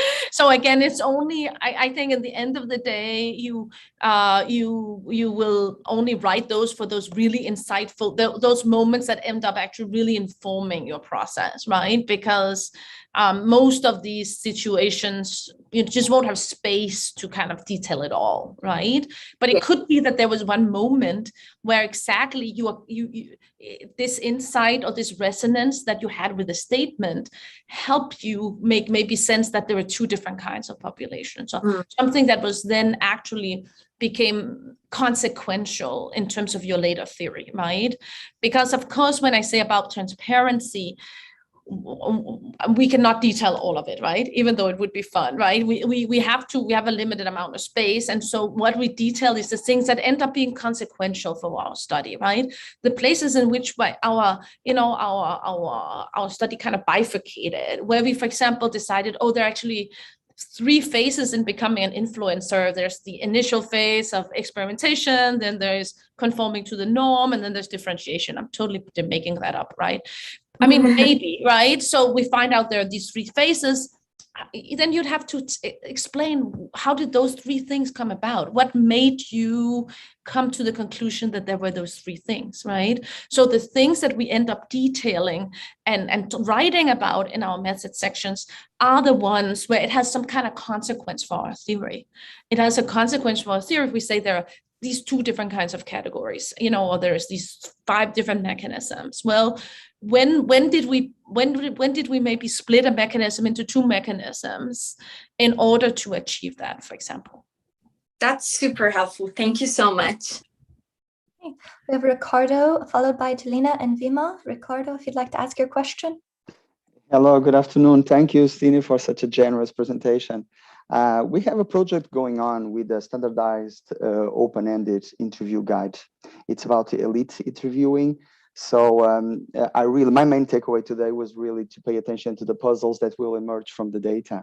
That's very nice because I think it's a temptation to start, as you said, with open coding and directly related with the interview guide. So I would like to hear more about this interview guide and also how it connects with transparency, because we can also share it with the readers as an appendix. So in your example of nanotechnology, for instance, you had an initial question, but then you had a puzzle, new questions emerging. So how can we report these different types of questions, including the ones in the standardized open-ended interview guide, to be transparent? Thank you. Yeah, no, I actually think it's very important to kind of also update your interview guide as you learn more about the data and that you come across the thing that's puzzling or interesting.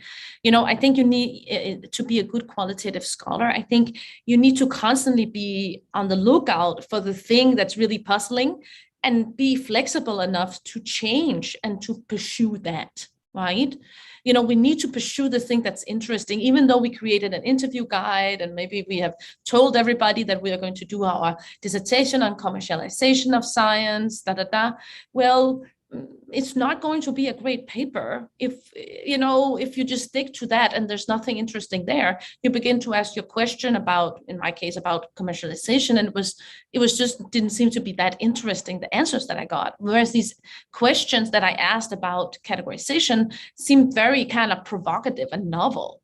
right? And there, I think we need to update your interview guide and follow the thing, because honestly, initially we make our interview guide, but we have no clue about what's going to be interesting out in our setting. Hopefully not, right? Hopefully we don't know, because if we knew already, there would be no reason to go out there, right? We're going out there to try to find out something new and learn something we didn't know before. And so, of course, nearly we need to update our interview guide once we are in the field, because hopefully, actually, we're going to learn something we didn't know originally, and we would want to zero in on that, right? I think, because I think good qualitative research is also about zeroing in and not broadening it out, right? The good study is one that's actually details as a phenomenon in great detail, right? That's very specific and very detailed, and has a lot of data on a specific thing, right? I mean, we don't want just to collect data about everything. And so this thing about trying to figure out what is puzzling here, in reading. So once you do a couple of interviews with your existing interview guy, right? I would not just continue to do interviews. I would transcribe them after I'd done like 10. I would transcribe them, and I would have the whole research team read through them and have some meetings and say, what is puzzling here? What is also this thing about what's the outcome we're trying to explain, and what does these interviews say? Interviews say about the outcome we are trying to study that we didn't know before we started, right? What is it that seemed novel to us, or puzzling, or just counterintuitive? It might be that you don't know what the theory is. I feel oftentimes my papers don't start with the theory. They start with an empirical puzzle. They think, for example, about the light cigarettes being higher in nicotine and tar than the low flavor cigarettes. When Greta and I initially observed this, we didn't know what the theory was, but we knew that it just was weird, right? It doesn't make sense. It was puzzling. And so then we began to think about this from a categorization perspective, and we say, well, and we began to track it over time. And what we saw also was that these light cigarettes began to increase tar nicotine over time instead of decrease it, which didn't make sense from a categorization perspective, where you would expect increasing conformity to the category over time. But often I find that the theory comes after the empirics. I'm a hardcore empiricist. So I think, because I believe that reality is exciting. I think the world out there is where we learn, and we need to be open and attentive to it, to learn from that reality that we see, and keep trying to really listen to what our informants are telling us if we're doing interviews, or observing what's going on in the organization if we're doing ethnography, or as a lot of my work is working with archival data. So in that archival data, kind of looking at what is it that seems really weird or puzzling here. And once we do that, I also think we need to have the flexibility to change and then focus our effort on something that we were maybe not intended originally to focus on, and not just kind of carry on just with our interview guide, because this was the interview guide we made, and now we're going to do 60 interviews with that guide.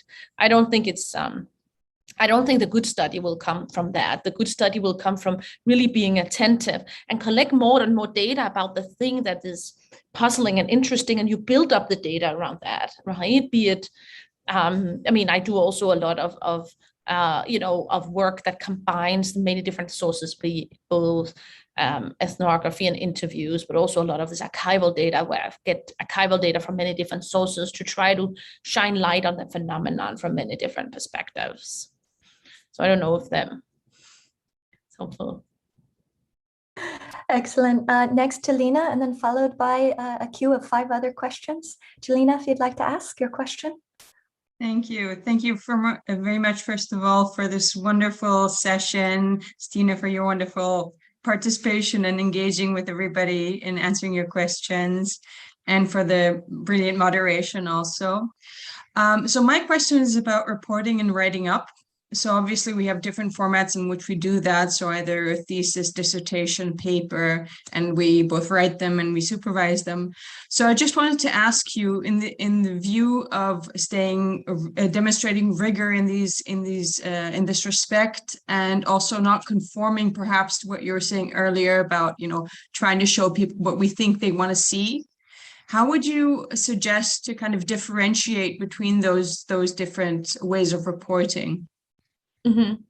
I mean, so of course it's different kind of in the method section versus in the findings section, right? So in the method section, again, I recommend writing about the things that became important, right? And what are the things that are important? If you look at if you developed a theoretical model, like what were the elements that actually led you to each of those different mechanisms or those different outcomes? In the way that I work, and I'll detail that much more in this upcoming webinar that I'm doing in June, right? Which will be more kind of practical advice. I mean, I work a lot with theoretical models. The theoretical model for me in my process of doing qualitative work is kind of at the center, because the theoretical model to me is a representation of the theory. And so I start working on the theoretical model from the first interviews, that I do, so all of my meetings with my collaborators are about developing the theoretical model.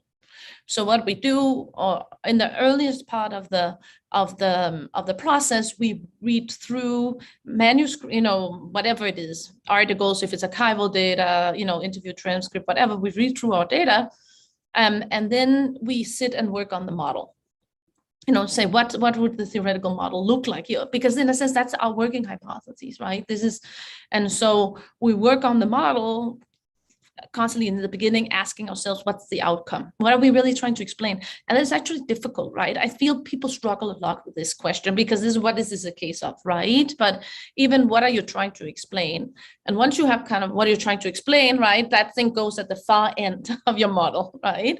And then you need to figure out what explains those changes you see in the outcome. And you begin to try to work with your different categories and mechanisms to build that up, right? And then I don't start to write until the model is stabilized, So I've stopped writing, because I actually think that, you're just writing and write all these things, but at the end of the day, it's not useful before you know what your paper is going to be about, right? And so all of this work I do is like the reading transcripts, the model, and once we have the model, we begin kind of this more structured coding that is much more specific, going through all of the data, finding the relationship and updating the model, constantly updating the model.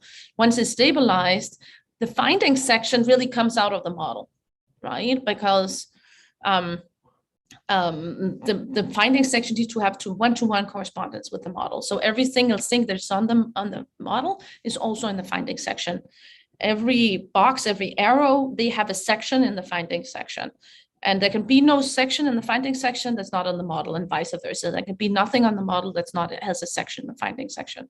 So if you want to have something on the model that's not in the findings section, or vice versa, you need to update the model or update the findings, right? So one-to-one correspondence. So this is a write-up, for me, the write-up of the findings section, because that has just a very clear structure.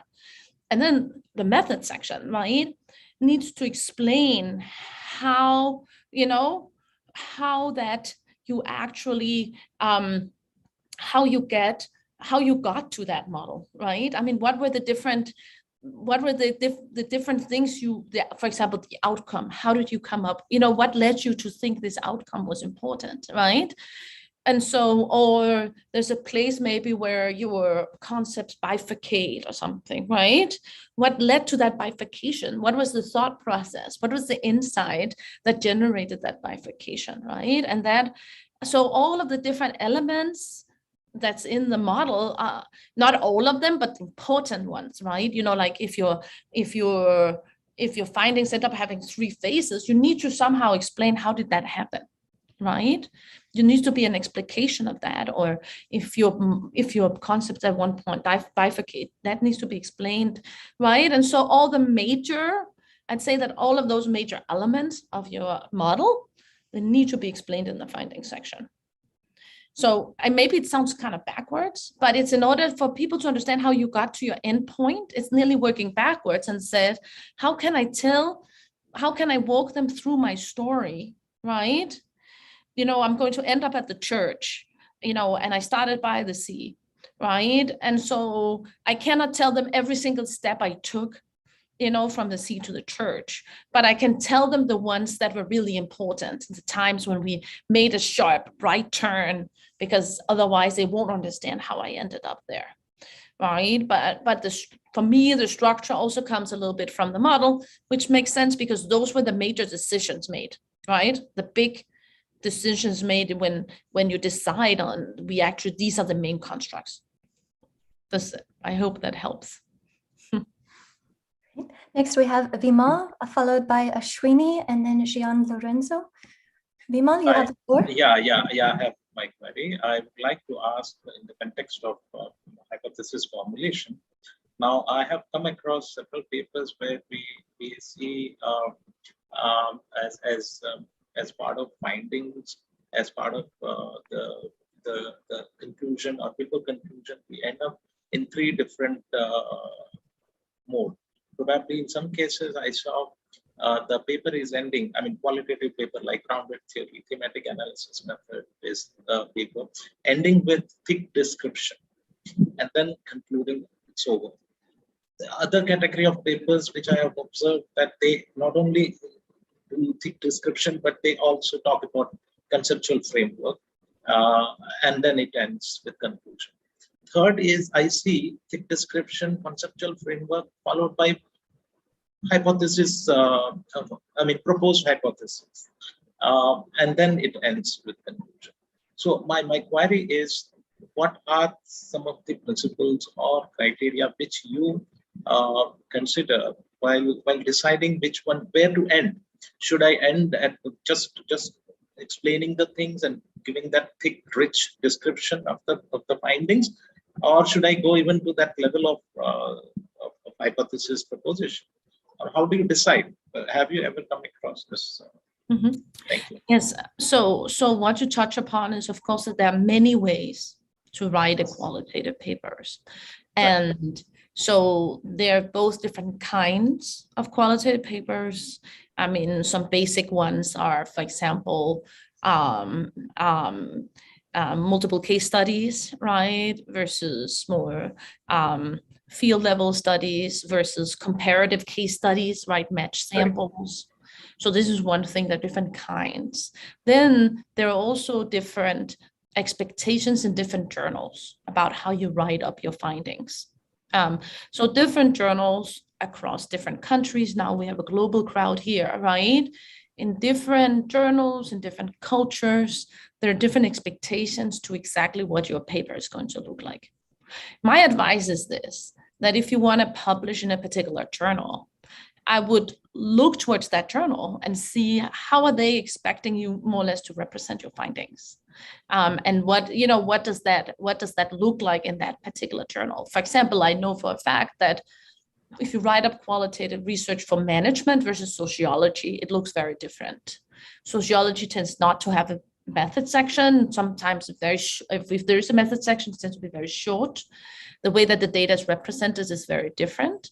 So there's the way that the data collection process is done is very different.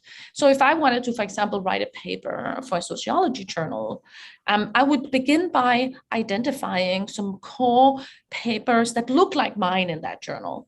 And so say, what do papers in this journal generally look like?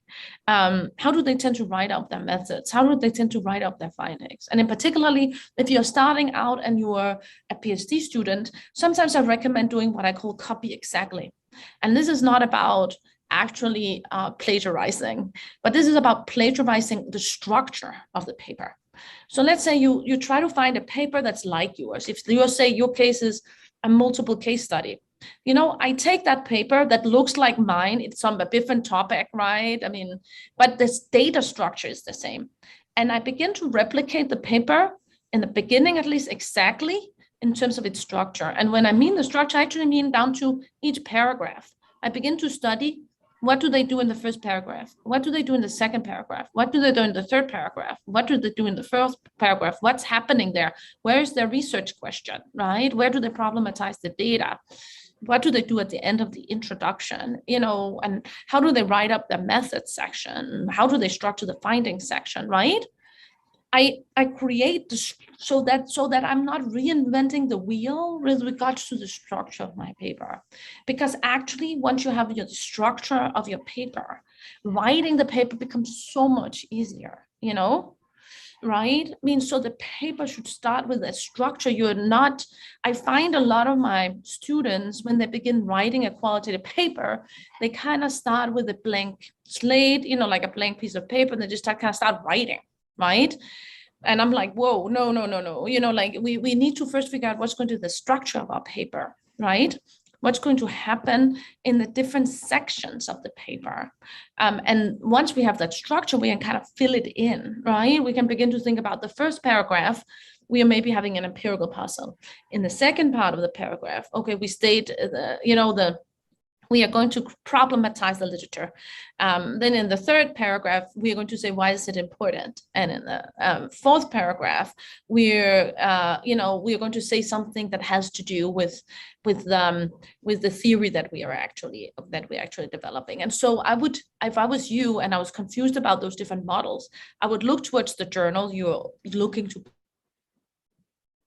and I would look towards what are the model for representing paper data in that particular journal. Interesting. Thank you so much. Ashwini?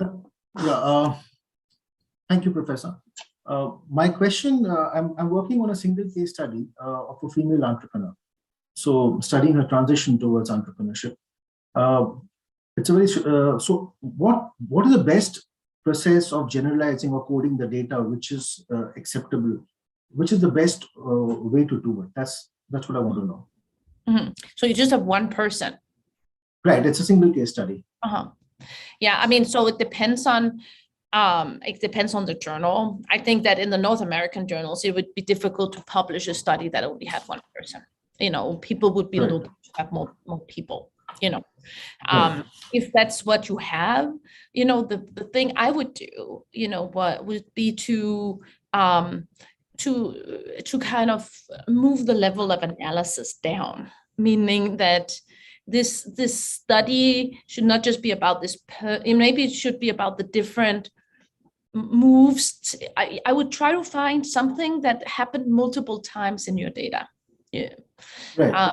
Meaning that even if you only have one person, okay, then it could be that something happens multiple times. Like you might be having 100 days, where she does something, right? And so your unit of analysis could be the day, right? Or it could be talking to investors or something like that. So that you kind of, the thing you are looking at, the thing you're trying to see, that you observe it multiple times, because that will be easier for you. If you only observe something one time, it's very difficult to theorize from it, because it could be just an esoteric kind of occurrence, right? So let's say, for example, when we were doing the paper on helping behavior, right? We had, in the beginning, we were just kind of looking at collaboration, right? But then wasn't giving a lot of traction. We really got traction when we began to say, okay, let's just identify all the instances of helping behavior that occurs in our data. Let's say it could also happen in your data, for example. It's a good example. In your data, it could be that you actually observe her seeking help. I don't know, I'll just explain it, ma'am, in a smaller way. So she was working in an organization, and then she experiences displacement events, work displacement events. And then she transits from a professional identity towards an entrepreneurship. So I'm just studying her behavior and studying the events which occur. So there have been studies in this context. So it's more or less of a transition from employment towards entrepreneurship. So it is a rich case study of a single female entrepreneur, given the environment she was in. And so I've got a rich amount of data. So interviewed her around a number of times. I have been writing it in type of styling it in a way, putting in narratives also. But would you suggest any a coding process which perhaps would be the most apt and would generalize my findings to a broader way? That's what I want to ask. Yeah, but I think my advice is this thing about finding something that occurs multiple times. So you're saying you're studying her transition to entrepreneurship, but what about that is kind of puzzling? Like what is the problem there, right? What is the problem? Is so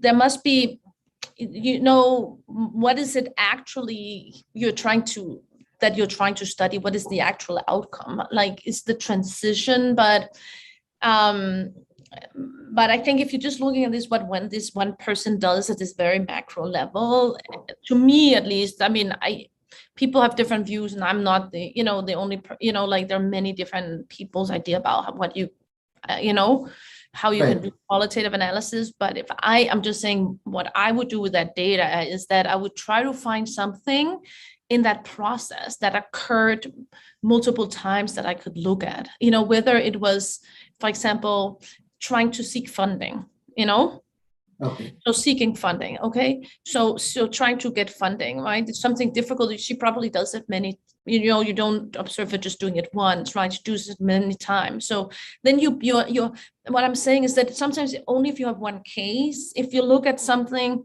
that's a lower level of analysis, it cannot occur multiple times, kind of like when in the helping behavior, we begin to look at those helping routines, but then we also began to look at these subroutines and even the moves with the routines, right? And all of a sudden we kind of had more data because our question was at a more micro level. And so this is, I mean, by even though you have this one case, if you're able to move the analysis down to something that, she does multiple times. So how does she even, how do you can have, how does she present herself to other people? So maybe if you present herself, introduce herself, right. Like 100 times, and then your study could be about this self-presentation, right? Exactly. So this would be my advice, would be to seek and move down the level analysis and find something that occurs multiple times. Okay, fine. Thank you very much, ma'am. Gian Lorenzo, followed by Marketa and Lynn. Yes, thank you again for your presentation and for organizing. I think this research and presentations was kind of revolutionary, at least for me as a first year PhD student, and I'm especially referring to Joy's methodology, which is one of the main methodologies that at least I've been studying in these first few months, which describes a rather more unidirectional and maybe a rigid process of data analysis. So, for example, I think that having an hypothesis guiding and anticipating the coding sounded like a taboo in Joya, at least in my perspective. And instead you're presenting a very nice reference justifying this process. So I was wondering if you have any paper showing, for instance, that this categorization analysis started from a working hypothesis and then we coded data accordingly, and if you have any risk that you would like to mention that might arise from adopting this puzzling approach that you described. And I'm thinking, I don't know, maybe being led more by our heuristic biases more than research questions, but I don't know. Thanks. Yeah, I mean, so in some of my papers, for example, this thing about the in the nanotechnology question in the helping behavior, or in the I'm also this thing I'm doing on hearing aids. We describe more this process, which at least I try to create. It's always difficult because my papers tend to be kind of drawing on very large data samples, and so I always struggle in the method section to represent everything, and I think so. I do realize that the thing that I'm talking about here is not exactly the way that people present the Joya method, because it is more focused on merging. Like the Joya method focuses much more on it's not that they say you enter the field completely tabula rasa, but still the idea that there is this inductive, this kind of induction that happens from all of these categories, that they get merged inductively into one particular concept or structure. And I honestly think that I have just seen many people be led astray by trying to do this. When if they do a completely inductive approach, I also think this is not the way that Joya actually, he would not say that this is what you're supposed to do, but I know that it gets sometimes interpreted this way. And I have gone to many different universities to give talks about my papers and about qualitative methods. And I've met with a lot of students, and many times they've shown me their data structure inside of Atlas or in Vivo.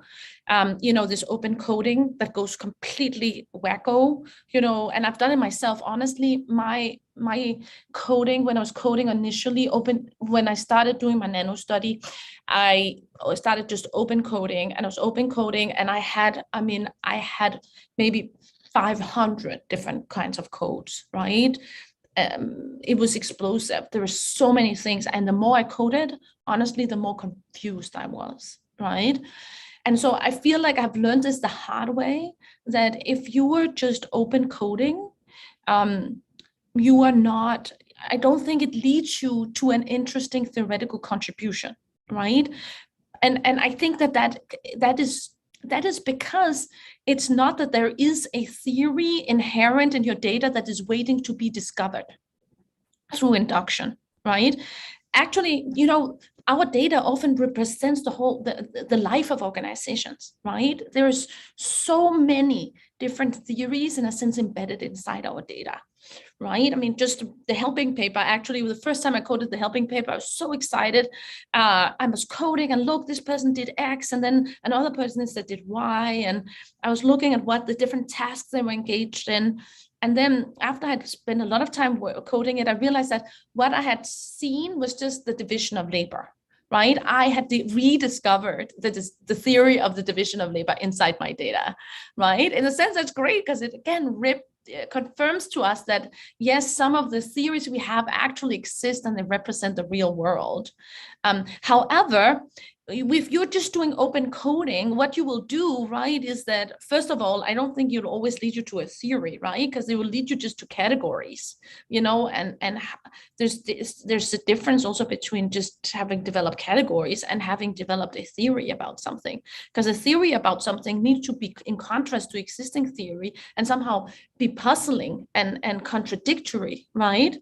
And this idea that this data can actually merge together two constructs, I think it's not philosophically plausible, right? Because there's so many ways, when we think about this from the categorization perspective and from perspective of categorization theory, there's so many ways in which these categories could be constructed, right? That I think if we are not saying that we are actively actually doing this and helping this process happen, we are also, what I feel is that we are doing this, our field a disservice, and we are doing junior scholars like yourself a disservice, because I've seen a lot of junior scholars go out and try to just do open coding and just try to see, okay, then hopefully they'll merge together to get into my grand theory. And after 2 years of coding, they're maybe worse off than they were in the beginning. And I think that's because there was no guiding question. There was no guiding puzzle. There's nothing they weren't aiming for something. There wasn't a discovery that was leading them and that they were focused on uncovering, right? I think that, yes, coding is super important. Detailed analysis of your data is really important. Going deep into your data is where all of these insights come from, but they have to be in relationship to something that is puzzling or interesting that you're trying to solve. It's more like a murder mystery, right? I often think about it. Qualitative research also is a murder mystery. There was a murder, something happened that I didn't understand, something that to me was really puzzling. Let's say in the AIDS data, we were surprised by this fact that it was so difficult for the physicians to categorize babies with AIDS. What was it actually? Like, why was that so difficult and so there's this thing about these baby cases that was just interesting and puzzling, right? And then we go into the data to try to explain that. What was it about these baby cases? Why was that so puzzling? Why was it so difficult to say that pediatric AIDS existed? And we come into this thing about the moral boundary between babies and drug addicts and homosexuals that existed and maybe still do, but at least were very strong in American society back in the early 80s when this study takes place. And so being guided by that is just so important. You were also asking about, could it be biased? Yes, I think you can, right? I mean, and this is where I think the discussion we had earlier about maybe this resonates with me, but I need to go back to the data and try to make sure that this actually happens, right? But again, also, it's also a little bit about what is a bias and what is a heuristic. If our goal at hand is to create a new theory and to propose something that might be, right? This means that what the criteria for generating the theory is something that generates a new thought, a new way of thinking about something. I was having a big discussion with one of my quantitative colleagues about this, about Carl Zweig's Mangolf disaster SQ paper. And so my quantitative colleague thought that this paper was outrageous, right? Because he was evaluating it based on its empirical examination, which I think we can all agree was deeply flawed. This was actually not really an empirical examination. He never had any kind of real data. I was some secondary sources that he was reading. But based on this, he developed the theory of sense making. And so what was important is also that he developed this, based on these insights that he had based on the Mangolf disaster, he developed the insight around sense making that have become extremely influential in our field, right? And so our goal is that also to create something that is insightful and that challenges and moves our theory forward. And there, I think in order to do that, we have to focus on the thing that is puzzling and counterintuitive and that seems to rub against what's already out there. And that needs to be our starting point, because otherwise we are searching and searching and searching, and we are spending a lot of time coding data, but we are not looking in the right places. Okay, next we have Marketa, and followed by Lynn and Amy. Yes, hello, and thank you for this opportunity of this webinar and also asking questions. So I have two questions. First is connected to grounded theory. Just to check with you if my understanding is correct, because what I think, at least now, is that I am using grounded theory and constructivist grounded theory. I have 3 topics in the dissertation thesis. And one is actually that I found out sustainability paradoxes, but it was on the way, so I did not know the concept before. And I actually learned it when when this started to be like coming from the data, and then I was going into this paradox theory. So this, I think, is the traditional like grounded theory. And then I have two other topics in the dissertation thesis, and there I would say that it's constructivist grounded theory, because I was reading the theory before, or the literature, but I did not know to which concrete one I will I will have some enrichment, for example. So I read all motivational theories, but I did not know which ones I will actually use. And the second thing is regarding limitations, where I actually found the gaps beforehand, but I wanted to come up with the answers from the data. So therefore, I think that these two are constructivist grounded theory. So I just want to check with you if I understand them correctly, or if you would say it's not grounded theory, or what is your opinion about this? Is the first question. I mean, I'm not sure I completely understand. I mean, grounded, I mean, because those other things you're talking about are theories, right? I mean, about a world. Grounded theory, right, is a process for how we analyze data, right? I mean, so it's so it's a method, and that in a sense, right? And grounded theory, we have a lot of debate with Michel, Anteby, and Audrey Holm about grounded theory and its relationship to our paper, because I think the degree to which Glaser and Strauss actually advocate that most qualitative research should be based on merging, right? And just kind of this inductive, that it's a very inductive process, or do they also advocate some of the things that we advocate in our paper around the reflexivity? And I think I come down on the side of feeling that when I reread grounded theory, I understand why at least people read it and come down to the idea that what we are doing is primarily inductive theory, that we are really inducing things from the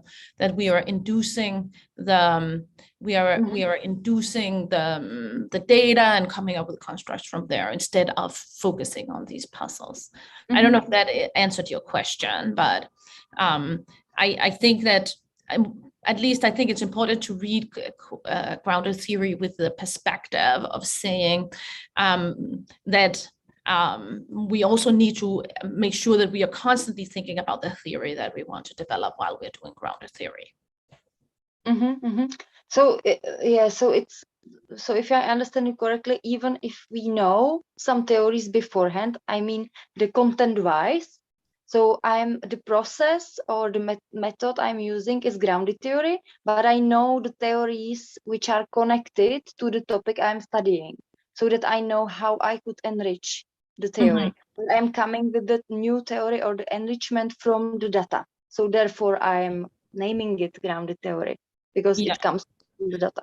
Especially if but in order to do grounded theory, you do need to challenge those existing theories, right? I mean, grounded theory would also say you need to try to challenge that theory. You can maybe come and you have some kind of heuristic initially that you bring and the questions you bring into the data, but you really have to actually kind of use your data to question those, right? And the study needs to move beyond that existing data. You cannot just, we don't use qualitative data to just go out and confirm a theory that's already there.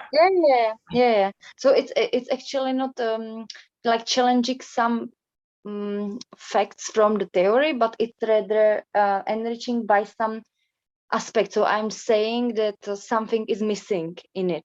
So I'm enriching it by this aspect, like the main part. Yeah. Okay. Thank you. And the second question is actually the main contribution of the dissertation is, I would say this, what I explained is enriching the theories which exist. And I am not sure if it's if I should include it in the findings section or in the discussion section, because I heard that in discussions I should discuss the existing theories. On the other hand, it's my main contribution, so I would maybe better put it in the findings. I would like rather to put it in the findings. So what is your opinion about this? If I'm referring to the existing theories, so I'm using tables where I'm adding something like the other column, but I'm referring to the existing theories. Is it rather in the findings or in discussions, if it's contribution? Yeah, I mean, again, there are different ways of writing papers, but I've kind of a very kind of militant view on this, which is that you don't refer to the theory inside the findings section, the same way as you don't refer to new data inside the discussion section. So in my papers, there's a very clean separation between the front end that does theory development. Paper might start with an empirical hook, right? That the first paragraph of the paper is an empirical hook. It hooks you into the empirical puzzle, right? You state the empirical puzzle that you're interested in the first paragraph, right? But other than that, the front end is pure theory. And then the findings section is pure data. You don't have references to theory inside the findings section. And then you discuss the theory in the discussion section, and there you don't kind of refer to new data. So you don't have quotes or elements from your data represented inside the discussion section. This is how I write. You know, I mean, there are many ways, again, to do stuff, but this, I feel, you know, makes the paper much cleaner, and it becomes more clearer what is your contribution versus what is the contribution of others. Because if you begin to blend in the theory inside the findings section, then it can be very difficult to disentangle what is actually your contribution versus what was already there. So then the main contribution tables would be in the discussion section. The contribution where you discuss how does your findings enhance existing theory? How do you move beyond? That's the discussion section, yes. Yeah, okay, thank you. Because why I was asking this question is that it was mentioned somewhere in some other maybe webinar that people sometimes don't read discussion sections. So actually, I was then wondering if the most important part to actually include in the discussion section. But yeah, I understood it the same as you explained. But yeah, but you know, people shouldn't be need to. I agree with whoever said this, that people often don't make discussion section. But and this is why the abstract and the introduction is so important. The abstract is super important. You know, I spend a lot of time on abstracts. I feel oftentimes, I was saying before, I work on the method of the figure, and then I work on the abstract early on, right? Like, try to write the abstract, because the abstract is a really short version of your paper. And I find if we cannot state the contribution of your paper very succinctly and abstract in like 200 words, it's difficult to write that paper. If you're not at the time when you can write what you want to say in 200 words as a kind of small prototype, right, of your paper, you are likely to become very confused by the time that you try to write your paper. And so people should get the contribution of your paper through the abstract, or at least, you know, in the introduction section, where at the end of the introduction section, you should also kind of state what the contribution of the paper is. There should be a paragraph there as well at the end of the introduction section, where you write what the contribution of this paper is. And you know, and so from there, it should be clear, even if they don't make it all the way to the discussion section, which I of course hope they do. Okay, thank you very much. Thank you. Okay, next we have Lynn, followed by Amy, and then Pacey. Lynn, you have the floor. Hi, thank you. My question's going to be very quick. I was really interested in the professional identity paper that you mentioned, because that's a key sensitizing construct that I'm using in my dissertation. I looked on Google Scholar in the library, my university's library. I can only find a published abstract. Is the paper actually available, or am I looking? I'm looking at the paper titled "Being, Doing, Feeling: Constitutive Role of Emotions in Professional Identity" from 2020. Was there a different paper, or is that? Yeah, no, we are not. We haven't. We're not finished with the paper yet. We haven't even submitted to a journal, so it's not a published paper yet. You know. Okay, I get it.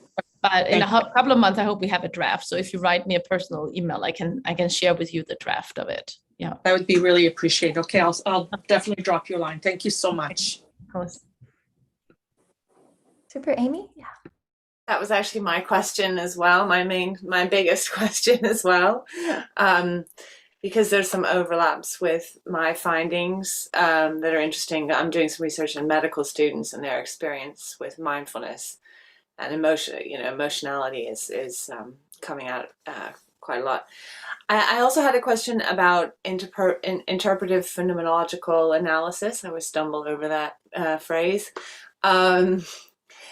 You know, because I've got quite a small sample, but very rich interviews with an unstructured approach, where I just sort of followed on from what the participants said and asked them follow-up questions about what does that mean to you, and how did you experience that, and what was that like, and those kinds of things. And I also apologize I didn't catch the entire presentation, so apologies if you've covered this already. But in a small sample like that, would you also specify patterns? Because I found some patterns, and sort of 3 of them have one pattern and 3 of them have another. But it's not usually the case in IPA that they do that. Normally it's about describing the phenomenon, and we don't really necessarily care about how often it's happening. I don't know if you have any opinion on that in a small sample. No, I mean, in general, I have to encourage all of you maybe to have like slightly bigger samples. I think that, writing a good qualitative paper takes so much time, right? That I feel nearly data collection is the least part of it. And so I would encourage all of you to start out by really getting a really good data and big data set, because it's really the foundation for us to write a good paper. And in most journals, if you have a very small sample, you will be rejected just because of that. I mean, that would just be, it's kind of like you're just not, you would not even be playing, right? And so to buy that entry ticket into, okay, let me at least try to see if I can, play in this arena, then starting out by collecting a fairly large data set. I mean, I maybe go a little bit over the top when it comes to data collection because I love data, but I also think, and I think that nowadays in our field, there's also been as a pushback on having too large data sets, right? But I think that if you have the possibilities to interview more people, I think it would be advantageous for you in terms of the publication process, because then you'd be able to much better create this generalization across people, and look at, for example, different subsets, or look at, so that you don't think, oh, it's just these 3 people, right? Or these, 6 people that, for example, had this particular phenomenon. We know that it was more of a stable trend that actually happened over time. That's just kind of more, it's not a criticism of you, it's just an encouragement to all of you to say that when I would just encourage people to say, okay, but why don't I just spend just a little more time just collecting my data? Because otherwise, I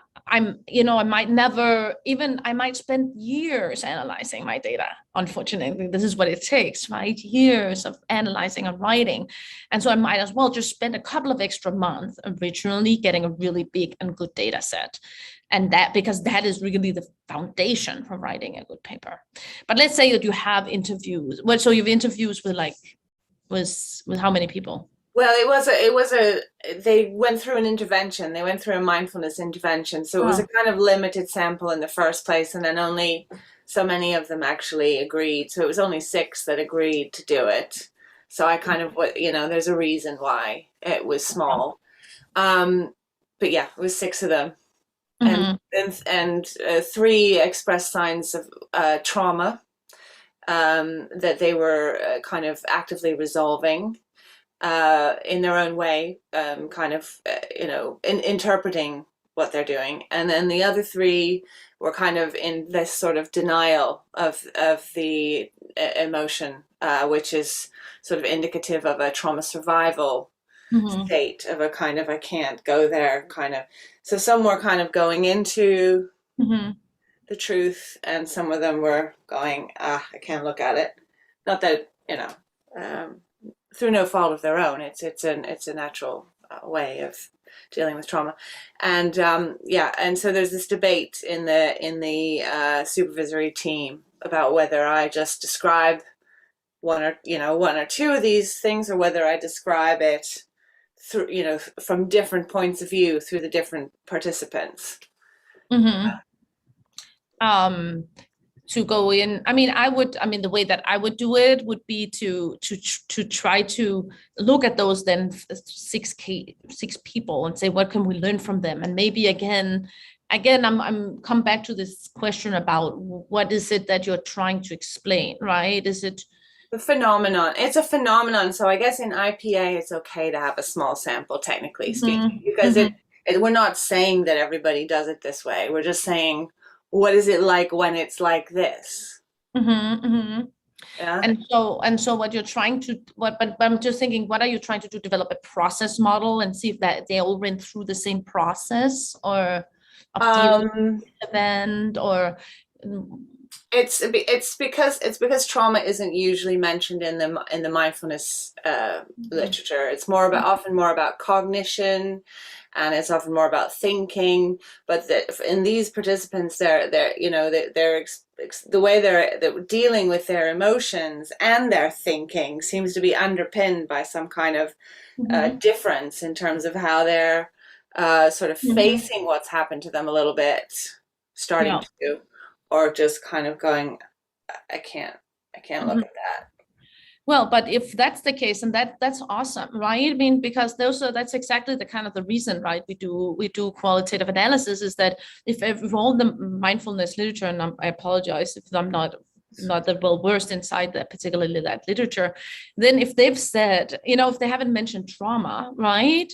I would position just the whole paper like that and say, there's been this literature, it's been focused on XYZ, but they haven't seen trauma. And yet, here we just looked at 6 kind of people that went through this mindfulness exercise, and all of them had this issue around trauma, right? And so at least it points to the fact that trauma needs to be an important part of our theory, right? Of mindfulness, right? And the role, the role trauma. And then I would kind of begin to say, okay, there's the trauma. Then I would relate it to these other constructs that mindfulness people have, said are important, right? And then you show that how these 6 people behave in a way that this literature would not have predicted, right?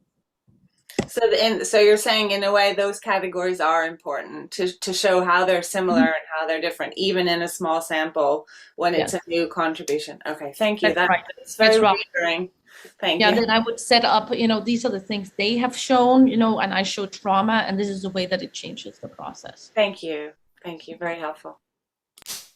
Casey, and then Katharina. Thank you so much for this talk. It's been really great. And thank you for staying so long. I wanted to explore something a little different that you mentioned earlier on about qualitative research being best for new theory development. I agree with you on that, but I'm wondering if that is primarily because I think what we've been talking about mostly is qualitative analysis of qualitative data. In other words, coding, grounded theory, that kind of stuff. But what if you have, there's quantitative analysis of qualitative data, just counting numbers of occurrences. So let me just give you a hypothetical, and I wonder if this kind of qualitative or field kind of work could be used to test a theory. So what if you had a theory around gender and status being related to interrupting at meetings, something like that. That the higher you are in the hierarchy, the more you'll interrupt, and the more, males will interrupt more than females, something like that. And you sat in 50 meetings, and then you coded it for all those things, right? Numbers of interruptions, gender and status of the interrupter, gender and status of the interruptee, and you find no pattern. You find it just not, it just doesn't happen that way, right? And in fact, you then look at types of meetings and you find, the marketing meetings, everybody interrupts everyone. And in the IT meetings, no one interrupts anyone, and they're all very hierarchical. Wouldn't you you would both be adding a new theory, which is around interruption being sort of a cultural phenomena, around differences in group norms, but wouldn't you also be sort of rejecting the hypothesis that you kind of, or you're, in grounded theory, you kind of come in with sensitization around the theory. Wouldn't you at least be leaning into sort of starting to reject that hypothesis, even though it's not, you're not testing theory exactly, but is that a condition where you would kind of say, yes, actually you are using kind of quantitative analysis of qualitative data to sort of test a hypothesis, quote unquote, or am I off there? No, I think it's a great question. So first of all, I think there are many opportunities to quantify qualitative data, something I do a lot in my own papers. I think there's certain kinds of qualitative data that lends itself to quantification and others that do not. I think that ethnography, as you were explaining in your example, lends itself well to quantification, as does archival analysis, archival data, whereas interviews tends to lend themselves not so well to quantification because the people's answers will be depending on your questions, right? You're not observing the actual behavior. In ethnography and archival data, you're observing the actual behavior of what the people do in ethnography in terms of their actual behaviors, and in archival data often around the discursive moves that they take at different points in time. So I agree with you that there's a lot of opportunities here, and that this can often be combined, and so in your case, however, I would still say that you're not proving causality. You're still kind of you're again kind of you're showing this time not with qualitative data, but with quantitative data, you're showing that this does not seem to be the case, right? There's an anomaly here, right? You're pointing to the black swan, right? Mm-hmm. You're saying, all swans are white. No, here's actually a black swan, so it can be, it can't be that all swans are white. However, if I was a quantitative scholar who had your kind of data, you'd say there might be some kind of intergeneity there, right? There might be self-selection into these different professional groups. So it might not be, it's not really it has to do with the self-selection, not so much about these interruption patterns. So in order to really test the theory, we would need to have a much more rigorous experimental design where we could actually randomly assign people into groups and then examine their behavior, their patterns of behavior afterwards. But I totally agree that we can use this quantification of qualitative data in order to also explicate the thing that is interesting, in my opinion. Then sometimes if you see the data quantified, it just provides another level of evidence, right? And sometimes really shows it very clearly what is going on. So let's say in my study of the hearing aid industry, where we are in that paper is about the evolution of aesthetics, the aesthetics of hearing aids over time. And so, we are just looking at, does the pattern, for example, of this technological disruption follow the pattern of aesthetic innovation? And we just show very clearly, because we quantify this data, that it does not, right? That these patterns are not aligned. And we can then use that actually to set up the puzzle, like, why is that not the case? In fact, actually, in many of my papers, they actually start out with a graph.